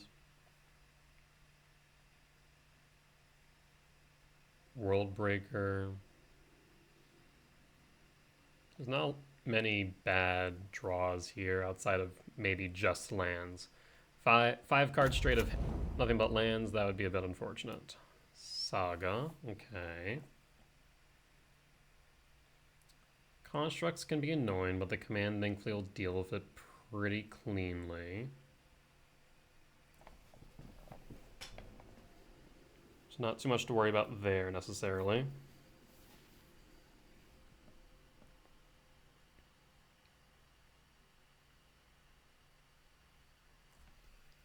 Opponent's thinking hard about this trigger. I imagine more about what they're going to play next. Either that or maybe they're trying to play but don't have the trigger. Since the trigger hasn't resolved, you can't tap Saga for mana. That's also a possibility.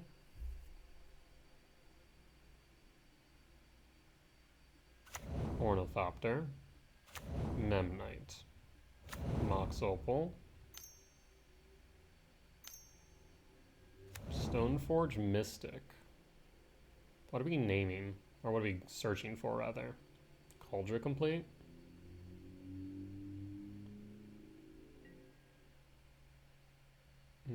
Yes, Cauldron Complete. That's a bit annoying. We will grab another Kozilek's Command here.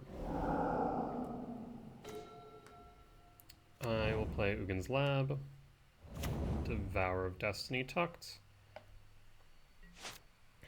So they'll utilize their mana to get Kaldra on field, I imagine. Yes. Perfect. Thankfully we can deal with this.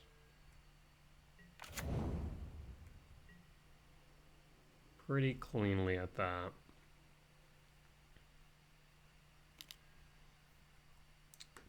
In response, Scry, Exile, Scry, Exile. Thankfully that germ has a color. I guess it doesn't even matter that it has a color. We'll take the 1.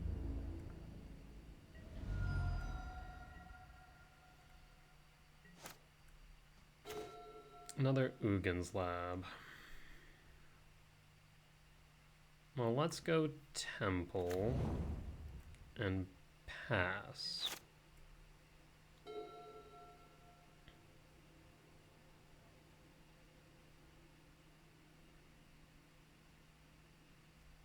Thankfully they can't create a construct.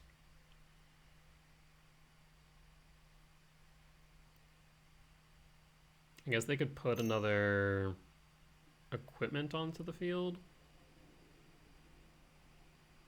but they'll just float. I move this trigger here. Hammer. Mox Opal for Pure Steel Paladin.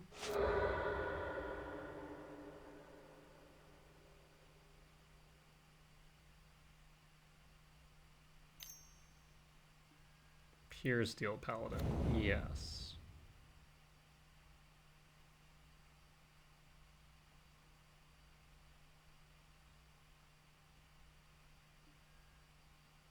Okay.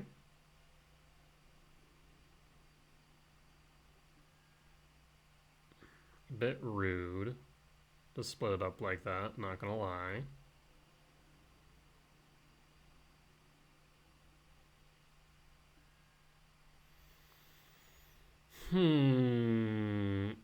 Excuse me. Interesting. We can X2. I can exile the Ornithopter, make a spawn, block the Memnite. I think that's correct. Though the trample's kind of annoying.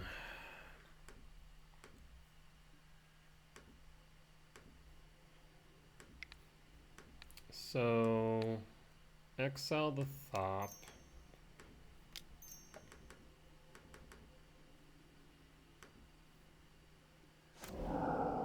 Go to blockers, block the Memnite.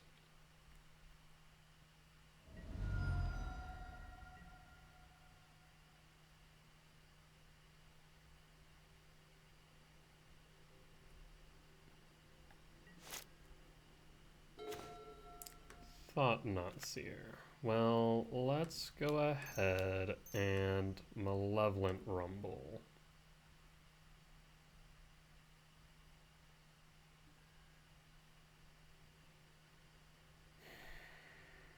One, 2, 3, 4, 5, 6, 7. I could World Breaker.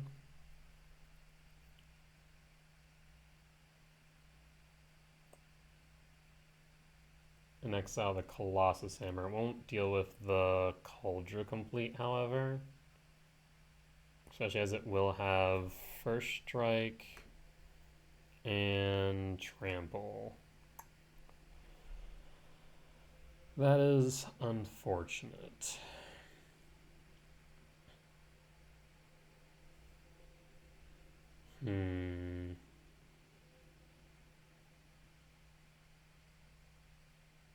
Two, 3, 4, 5, 6, 7, 8. 9, 10.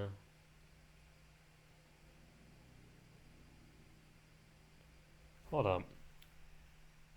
Interesting. 1, 2, 3, 4, 5, 6, 7, 8, 9. 10, 11. I haven't played a land. I did play a land.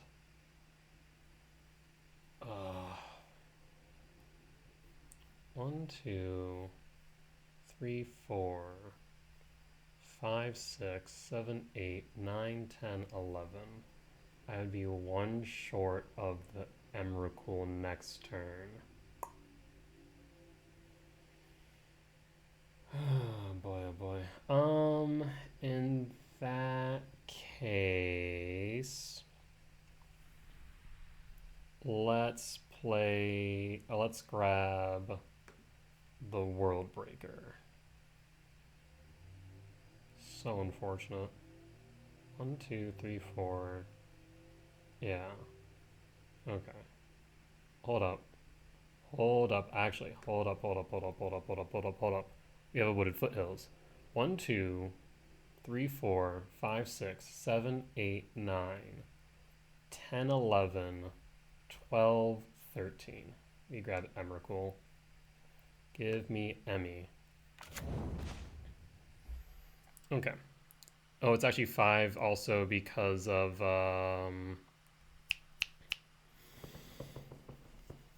The Malevolent Rumble. That's right. So 5, 6, 7, 8, 9, 10. Vel, we're going to take 16, 17, or yeah, 16, 17, 18. So I'm going to have to block something here. Huh.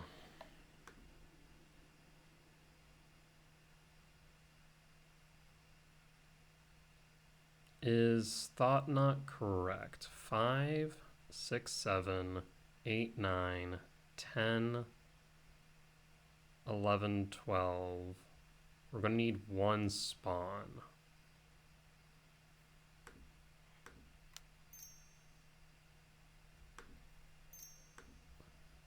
Five, 6, 7, 8, 9, 10, 11, 12, 13. Yes. So I need this one spawn. Thought not.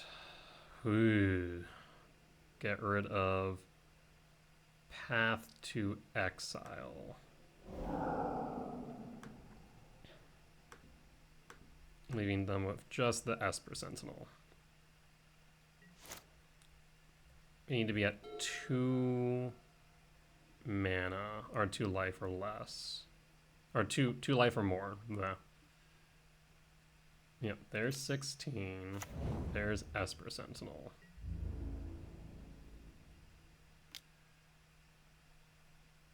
I will take the 16 down to 2. So 5, 6, 7, 8, 9, 10, 11, 12, 13. Crack the Wooded Foothills to 1. If they had attacked with both the Stoneforge and the Pure Steel, things would have been over.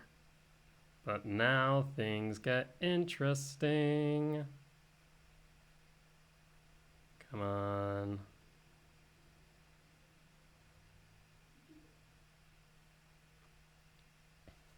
Because now here's what we're going to do. We're going to equip Cauldron Complete and Colossus to my Emrakul.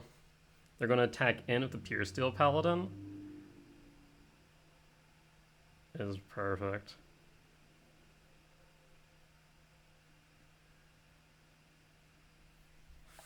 Forest. Emrakul, the Promised End.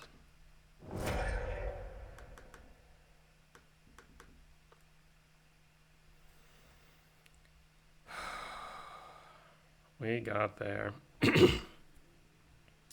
I don't think there's a way out.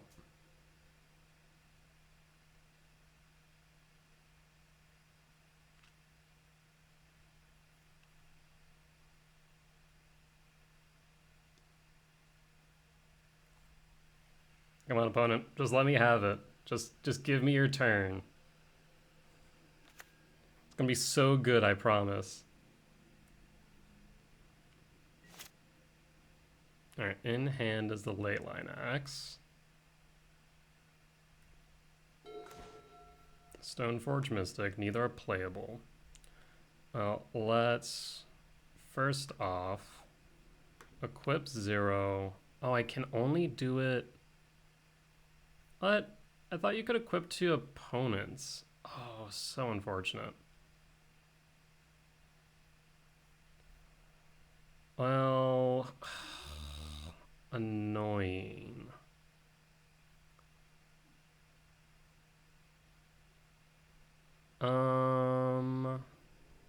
Cancel. Why did I think you could equip to opponents' creatures? It's been a while since I've ever played with equipment, so fair is fair, I guess. Memnite's a 1/1 normally.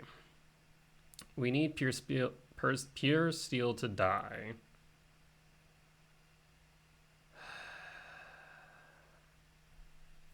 Pure Steel needs to die. That's a matter of fact.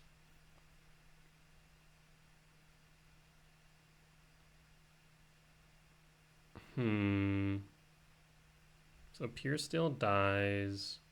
Esper Sentinel dies.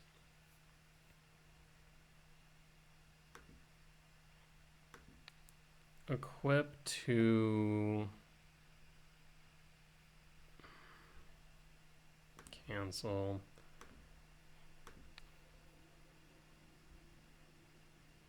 Sentinel? So we can block the Sentinel with Emrakul.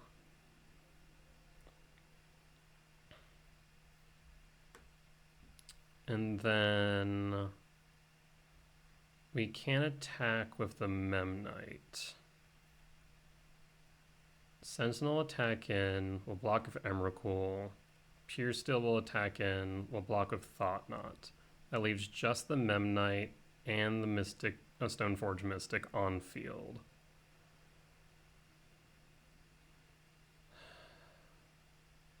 Two, 4, 5, or no, yeah, it'd be short. We would be short. You know what? We want to swap that around. Memnite will get the Colossus Hammer. Kuldra Complete can go on the Esper Sentinel. Yes. We go to combat. Attack, attack.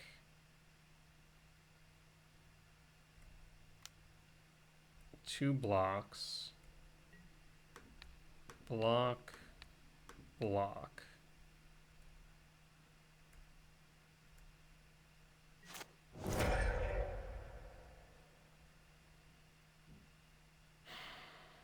Okay.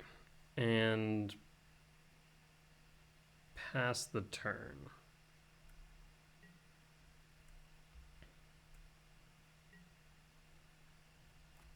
Yeah. That wasn't the turn I was hoping it was going to be. I was so thinking I could equip two opponent's creatures. For some reason I didn't think there was a reason why you couldn't. I guess maybe what confused me is the fact that if you steal an opponent's creature with an equipment, the equipment comes with you. So maybe that's why.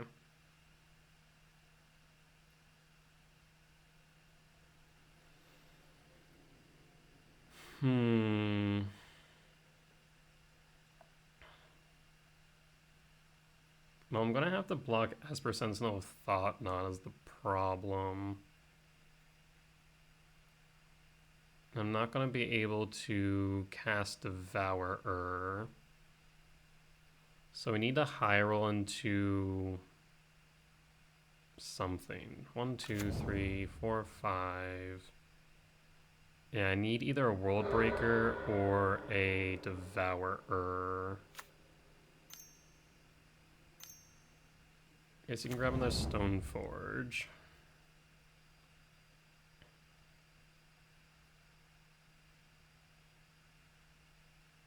Shadow Spear. Well, that's a bit...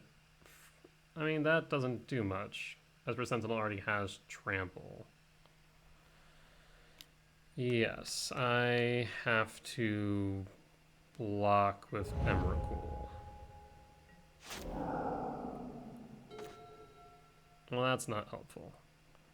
1, 2, 3, 4, 5, 6, 7. Unfortunately, we do not have the World Breaker, so we concede. Sad. Oh well. We'll go to game 3 and be on the play.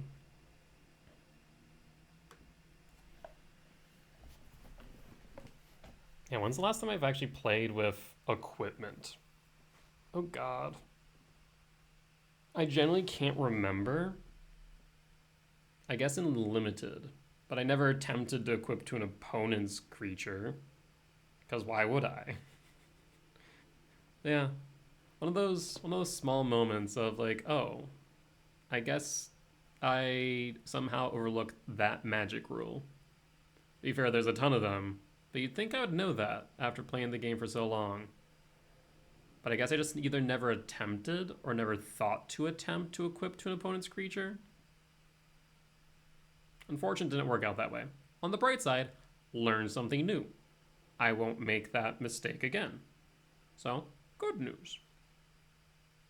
Would have made a difference if I did something else.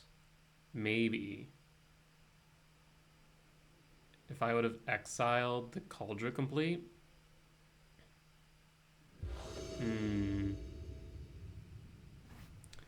Well, on the play for game number 3,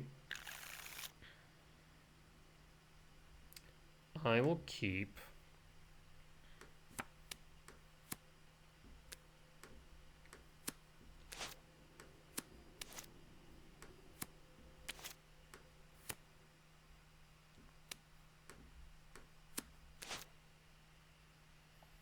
opponents think if they want to keep their opening 7.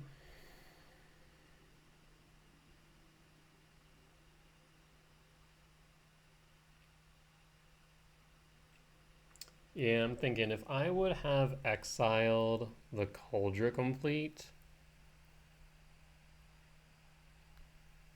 I'm not sure that would have been enough. Because I think I would have still been... I had 1 Eldrazi spawn. I would have then exiled Cauldron Complete. I'd have at least a chump blocker. I'd be at 2. I'd have 3 blockers. It may have been enough to at least give me a turn. I'm not sure if it had been, like, the greatest solution. But it would have at the very least given me a turn or 2 to potentially rally back. So, I could have played that more efficiently. I could have probably gotten an extra turn out of that. Unfortunate.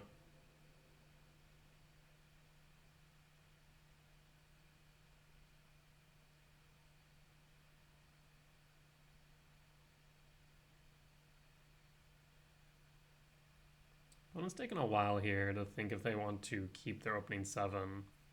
Possible they may have stepped away for a moment, so we'll pause the recording and be right back as soon as they are. Alright, and we are back. Looks like they went to 6. We'll play Ugin's Lab, Breaker, Impulse, Pass.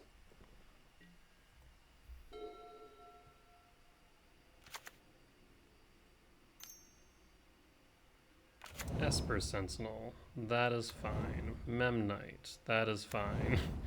Oxopal, yep, you got it. Sentinel, yes. Well, let's play the Wooded Foothills. Let's crack it. Grab a forest. And let's go ahead and play Thought-Knot Seer. Well, let's get rid of the Stoneforge Mystic.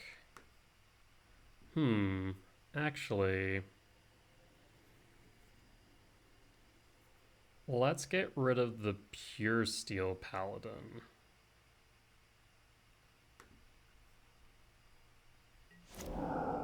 And pass.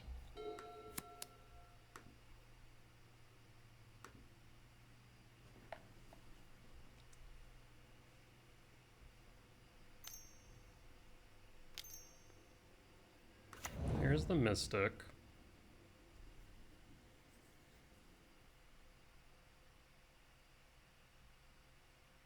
We'll grab Cauldron Complete, as expected.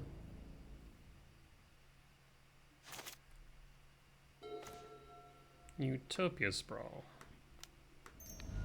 green.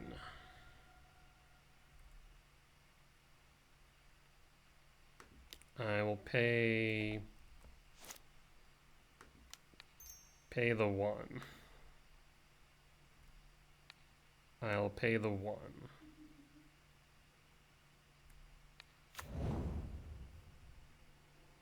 Red. I made mistakes. That's an E. Oh, Malevolent Rumble.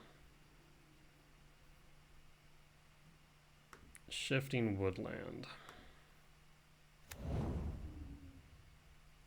Play the Shifting Woodland. Pass the turn. Not thrilled by that misplay. Should have just gone ahead and played the Thought Knot. Yes, you'll play Cauldron Complete. We'll take the 5.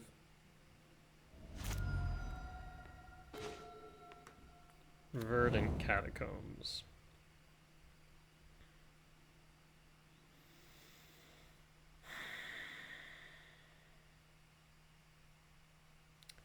I mean, I can X to it.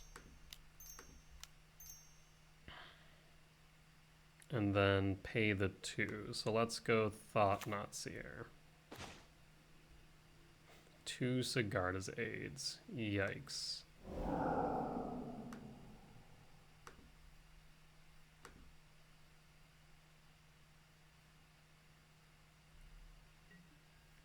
Pass to attackers. I will attack with Thought Knot.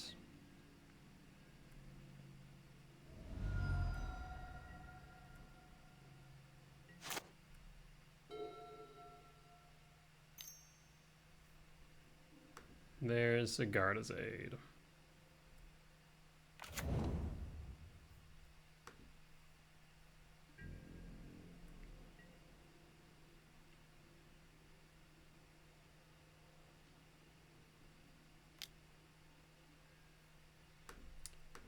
I'll crack a Verdant Catacombs.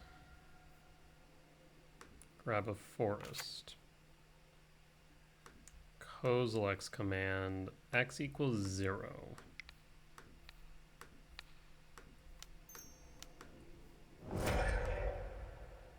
No.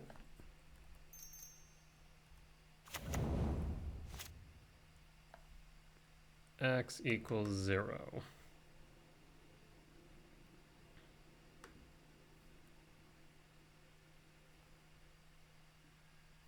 I'll pay the 1. I will pay the 1.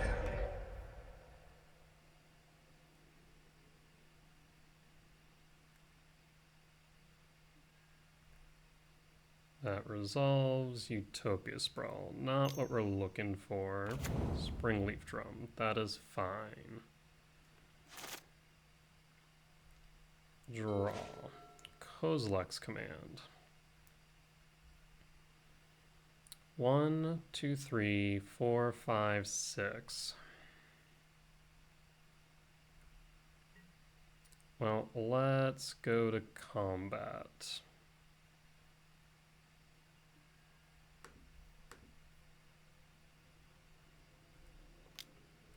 So I can X3 the Kozilek's command down to 8.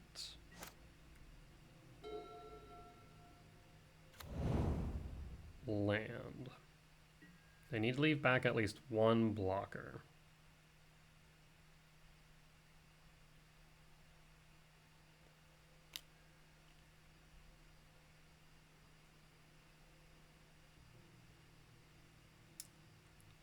I will take the 2. Go to end step. Make a spawn. Exile creature mana value X or less.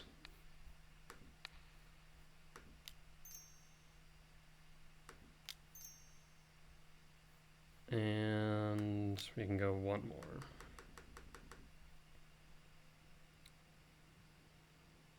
done. I'll pay the 1. Yes. I'll pay the 1. Yes. Exiled. Sponge generated.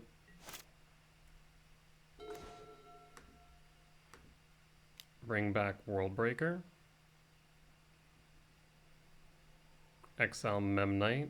Attacking of Thought-Knot Seer for lethal. And we got there. Okay.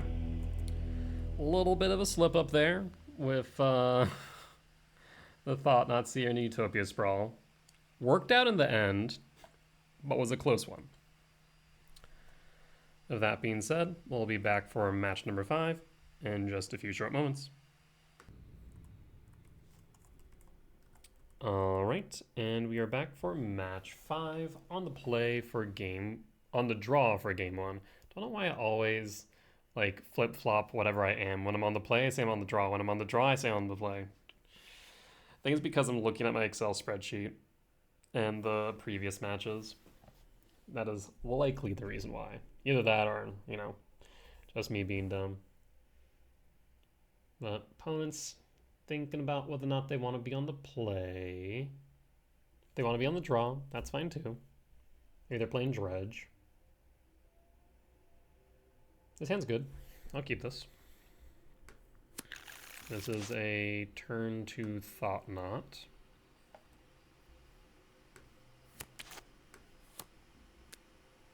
And we can even ensure that it doesn't get countered if we think that they have a counter spell. Otherwise, we can always Misty Rainforest. Saga. Amulet Titan. Broodscale combo. Okay.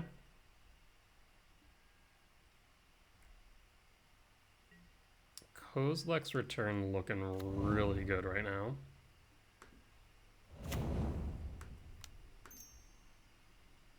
Because my main fear is them being able to combo off soon.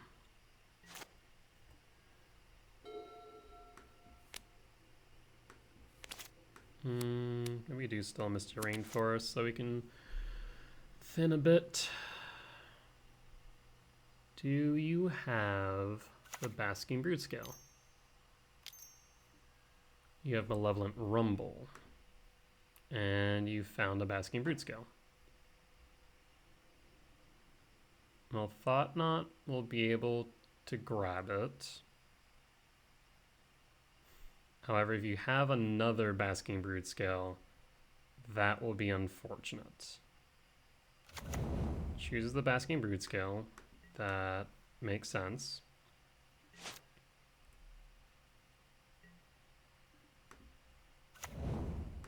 Crack the Misty Rainforest. Grab a forest.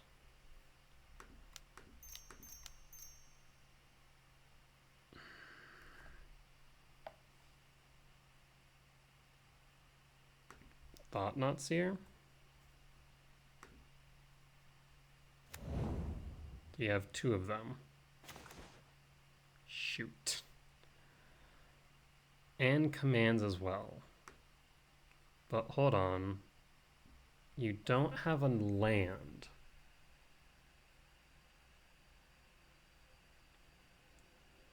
Okay.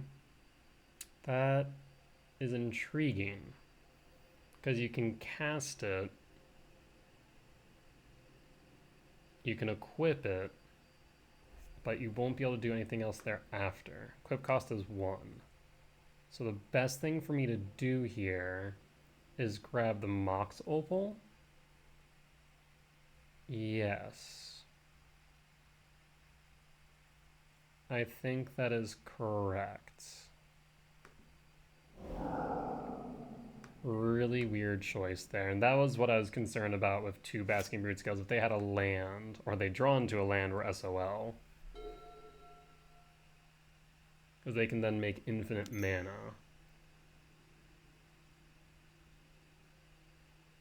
Oh, they get Springleaf Drum, don't they? Yeah, that should be enough then.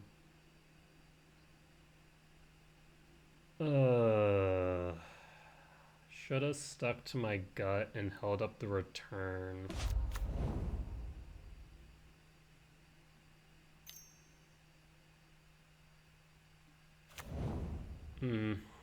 Yeah.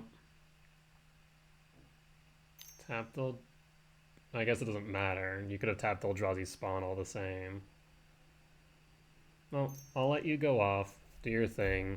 Burn your time. It's a resource. You can now generate however much mana to then cast Kozilek's command X46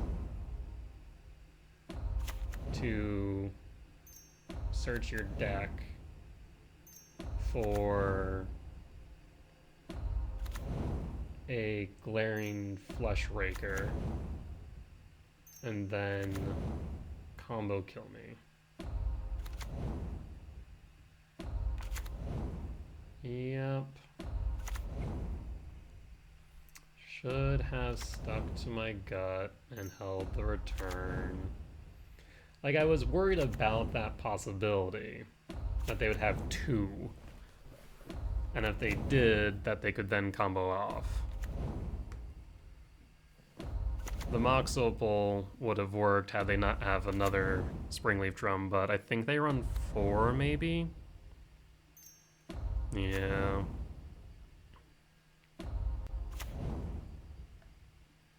Unfortunate.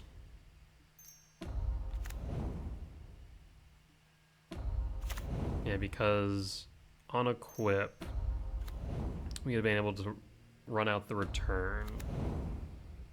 And then the following turn, run out the Thought-Knot Seer, grab the second Broodscale, and we'd still be in it.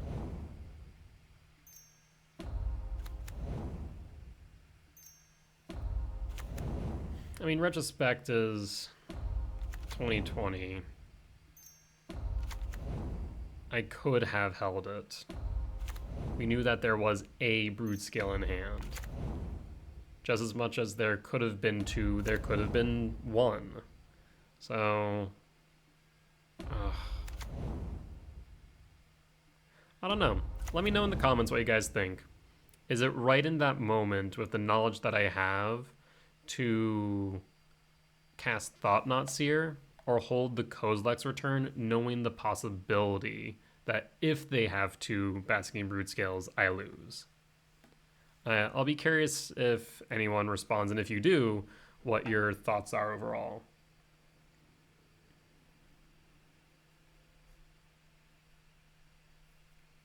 But they're going to be digging deep. I think the most tedious part of this is A, clicking through the mana, and B, now having to sort through... Oh, they're just going to go Walking Ballista. Oh, Jesus Christ. Yeah, how did you... I guess you just drew into the Ballista? Wild. Here I was thinking they were going to have to click through 40 some odd cards to find Glaring Flesh Raker. Nope, they just have the Ballista.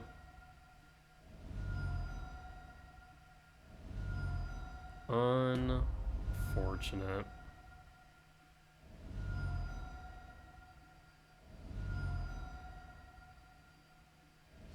I guess, as I think about it, even if they only had 1 Basking Broodscale, maybe it is right to hold up the Kozilek's return. Because it gets rid of the Broodscale, it gets rid of the spawn, that's their entire turn wasted. And then we get to play the Thought-Knot Seer.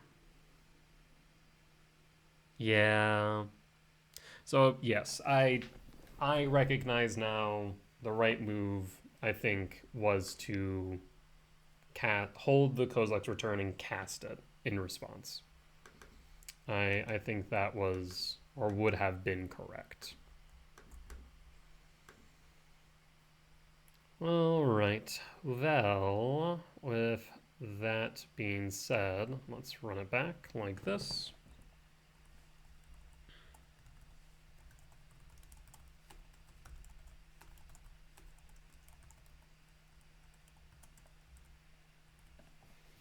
Karn is going to be a champ as always in this matchup. Kozilek's return, as we noted, really good. Just need to make sure we have the mana to, well, cast it. It takes out Broodscale, takes out Fleshraker, takes out the spawns. Yeah, kicking myself for that one. That'd been so good. They would have just had a hand with Kozilek's command. But we're on the play for game 2.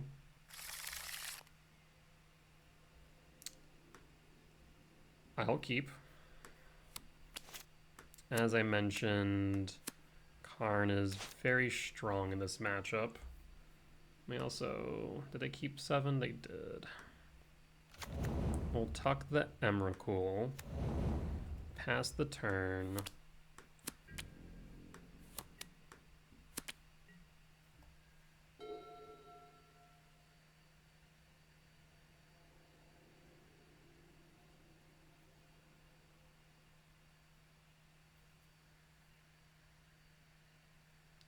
Yeah, little lessons like that go a long way to improving my skills as a player, I think.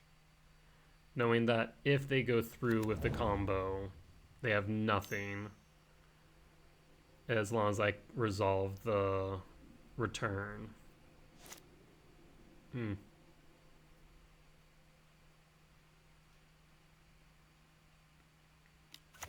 There's Blade of the Bloodchief, so you really want to get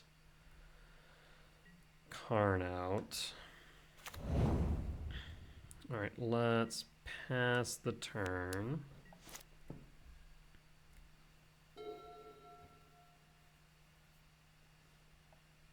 Let's see what they play. We might Kozilek's Command X2, we might not. Or rather, X1. Either way, as we play Karn next turn, probably tick up on that Darksteel Citadel. Maybe holding the command is correct. I'm trying to think of a scenario where it wouldn't be. Maybe if you need a blocker for Karn, but most things in our deck are 2 power or less. Saga. Saga's an issue. Glaring Fleshraker. Glaring Fleshraker. We do need to deal with that. Bobble. Yes. I guess you could have equipped it to Fleshraker if you really felt the need.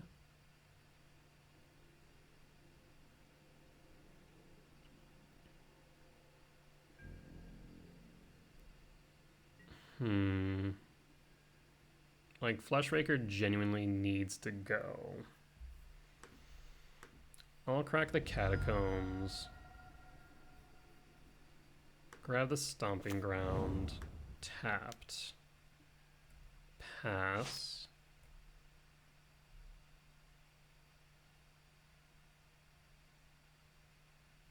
Do you crack Mishra's Bauble? You do.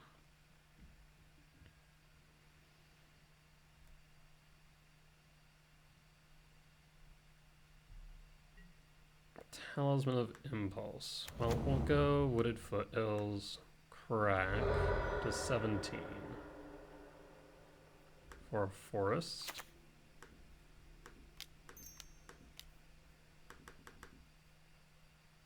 Karn the Great Creator. Karn ticks up and gets rid of the Darksteel Citadel. And pass.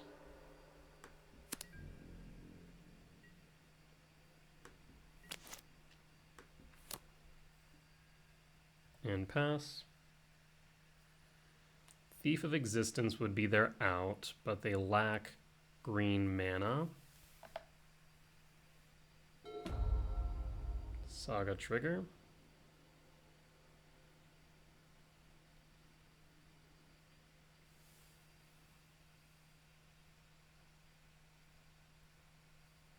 I mean, this locks them down pretty well. Like I've mentioned, Karn is an all-star in this matchup.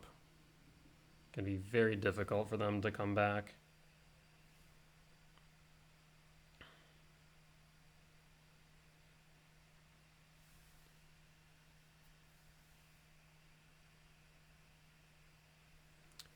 There is a thought.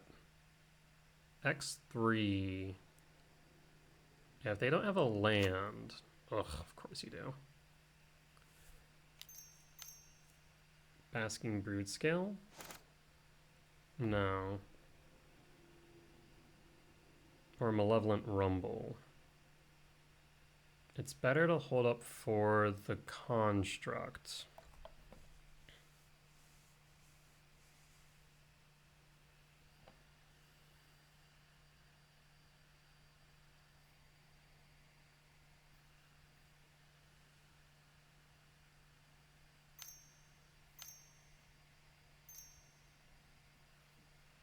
Three.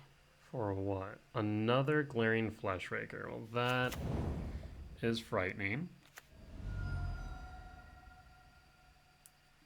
I request that you stop playing free spells, please. And generating mana. And dealing me damage. They're gonna attack me or Karn. Karn, yeah, makes sense.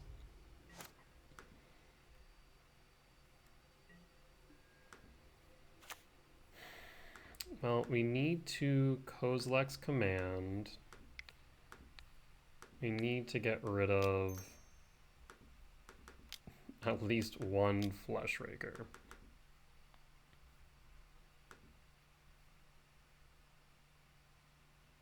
No ifs, ands, or buts about that fact.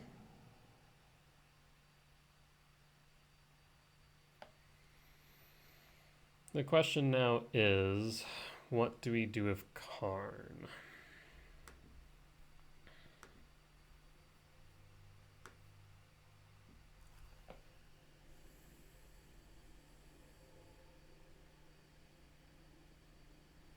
One, two, three, four, 5, 8.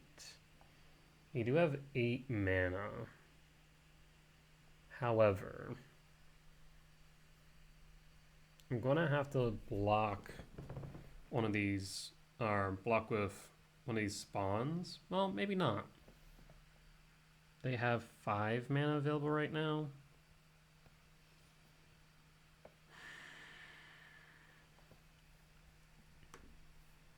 All right, let's tick up on Opal and pass.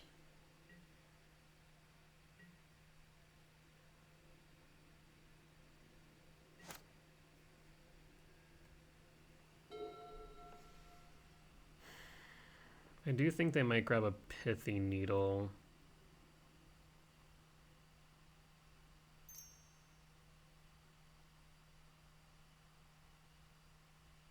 And they'll make a construct. The 2/2 will become a 3/3. Yeah, Pithy Needle would be an issue. Maybe I should have grabbed Leveler after all.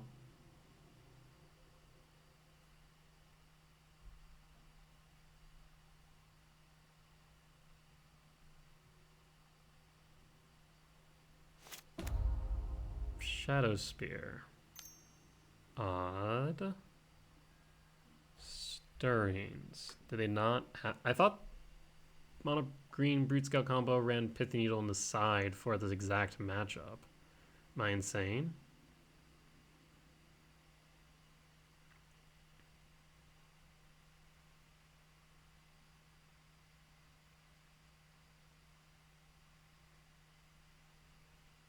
I mean, if they attack Karn, we'll let it through. And then minus for Leveler. Cause command, okay. They're missing a colorless mana, though.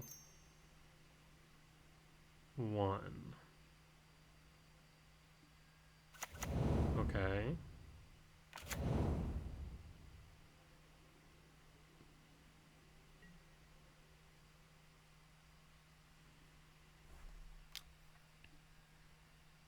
Attacks me.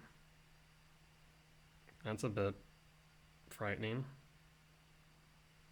1, 2, 3, 4, 5, 6, 7, 8.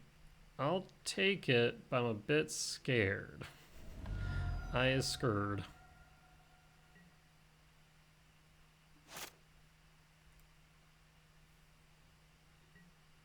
Stonebrain. Minus Karn. Grab Leveler.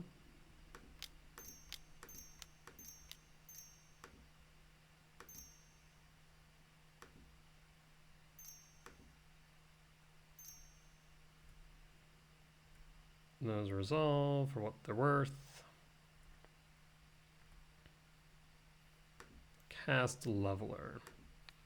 Target Fleshraker. And pass.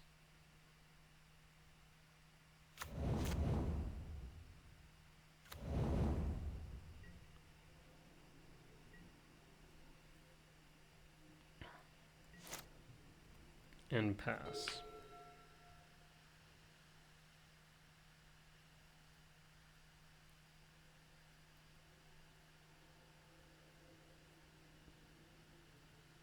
I mean, we can just simply minus Karn, grab Trinosphere, and lock them out of the game if we really want. Right now they're down to 2 mana.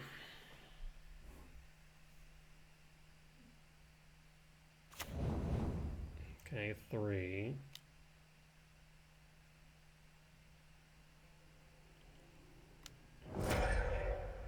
The Seiju who frickin' endures. Yes. I will grab a forest. Oh god. 1, 2, 3, 4, 5, 6.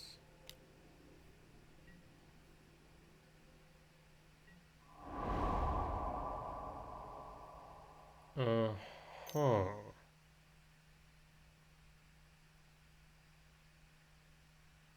You can equip Blade of Blood Chief and Shadow Spear. Uh-huh. This is a problem. And that is not the solution. 2, so I have 6 mana.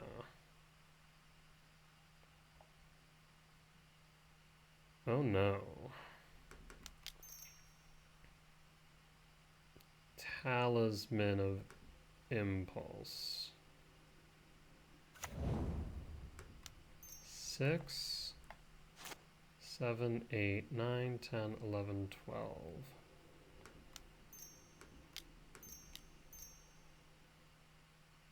Thought not seer.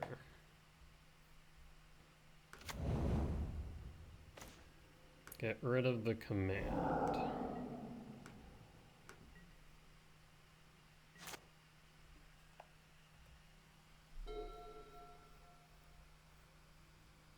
So I need a land. You equip Shadow Spear. Oh no, that's right. I think you just win, don't you? So up 7, up 8. So 6, 8. No, I'm not dead yet. Almost though, but not dead yet.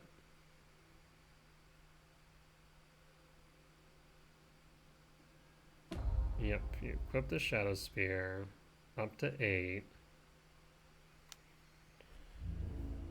Down to 3.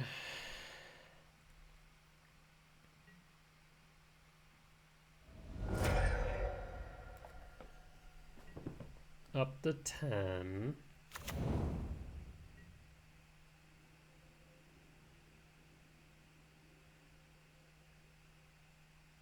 I need a land.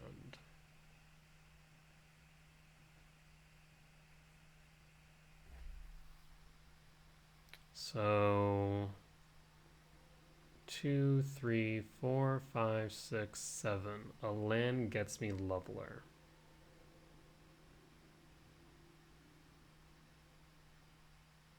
Six, 7, 8, 9, 10, 11. No shot. Do you have Kozilek's command X1?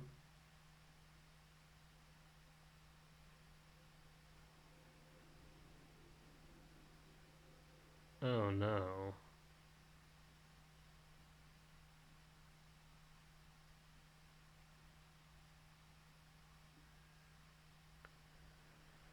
Leveler down. So I now need...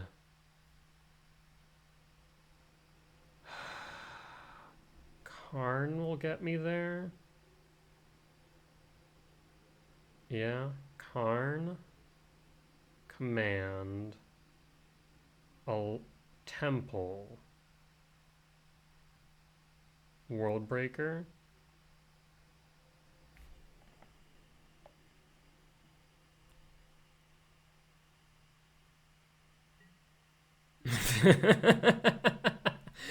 Yeah, unfortunately, that ain't it. Oh, that's so unfortunate.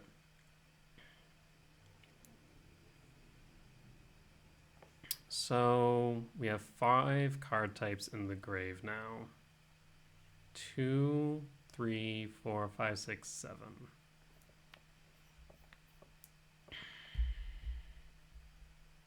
I can only play 1 Thought Knot. Another land would have gotten me at least 2. And I could have potentially have double blocked and gone to 1. 6, 7, 8, 9, 10. Yeah, we are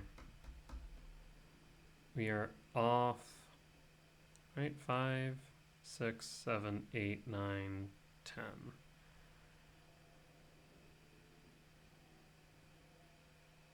Off by 3 for Emrakul. Off by 1 for Thought Knot.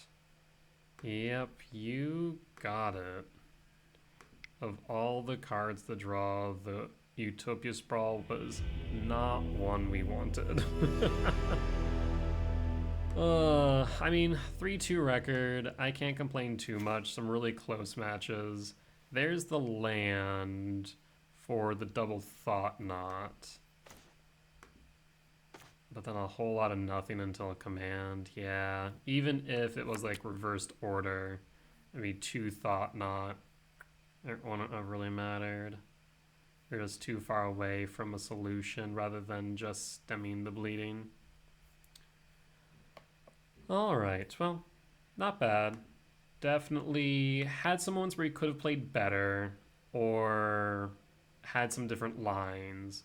I think most notably is definitely game 1 of this matchup, where if I held the Kozilek's return, I think that was the right move. But we didn't. We learned a lesson because of it. I think that one could argue for casting a Thought Knot knowing the Basking Broodscale was in hand. But knowing that if they cast the Broodscale, attempt a combo, you're then able to simply clear board and then cast a Thought Knot, I think that order, that sequence is better. Casting Thought Knot by itself is not bad, just casting the Kozilek's return into the Thought Knot better and solves the problem that I had mentioned. So, lessons learned. Otherwise, good games overall. Really close matches. Came down to a land, a spell, etc. So, can't complain. Not to mention, I did 5-0 earlier today of this list. Unfortunately, I wasn't recording. Really sucks. Let me know in the comments if you did get this far, if you would want to see the replay of the 5-0. Obviously, I can't provide live commentary as if I'm playing, but I could narrate over it or just upload it without commentary entirely. So let me know if that's something you're interested in. If so, I'll go back and record it and maybe upload it as an additional video for the day. But with that being said, as always, if you did enjoy today's video, please do consider hitting that like button. If you haven't already as well, comment down below if you did see any lines that I missed or any plays that I could have done just a little bit differently. Because as always, while I hope that you guys learn from me in both my successes and my failures, I hope that you can also teach me something new. And finally, if you aren't already, please do consider hitting that subscribe button. We are on track within the next 3 months to hit the 3,000 hours required to monetize this channel. However, we are still roughly 240, maybe 241 subscribers away from the required 500 subscribers. So subscribing really does help out the channel a ton, because once we get monetized, ideally then we can save up for a streaming PC, we can then stream our leagues, we can stream our challenges, we can do more Magic related content, whether that be maybe Pioneer, Standard, maybe paper content, etc. So just kind of broadening the scope of what we can do. But with that being said, as always, thank you all for joining me today, and I will see you next time. Bye bye!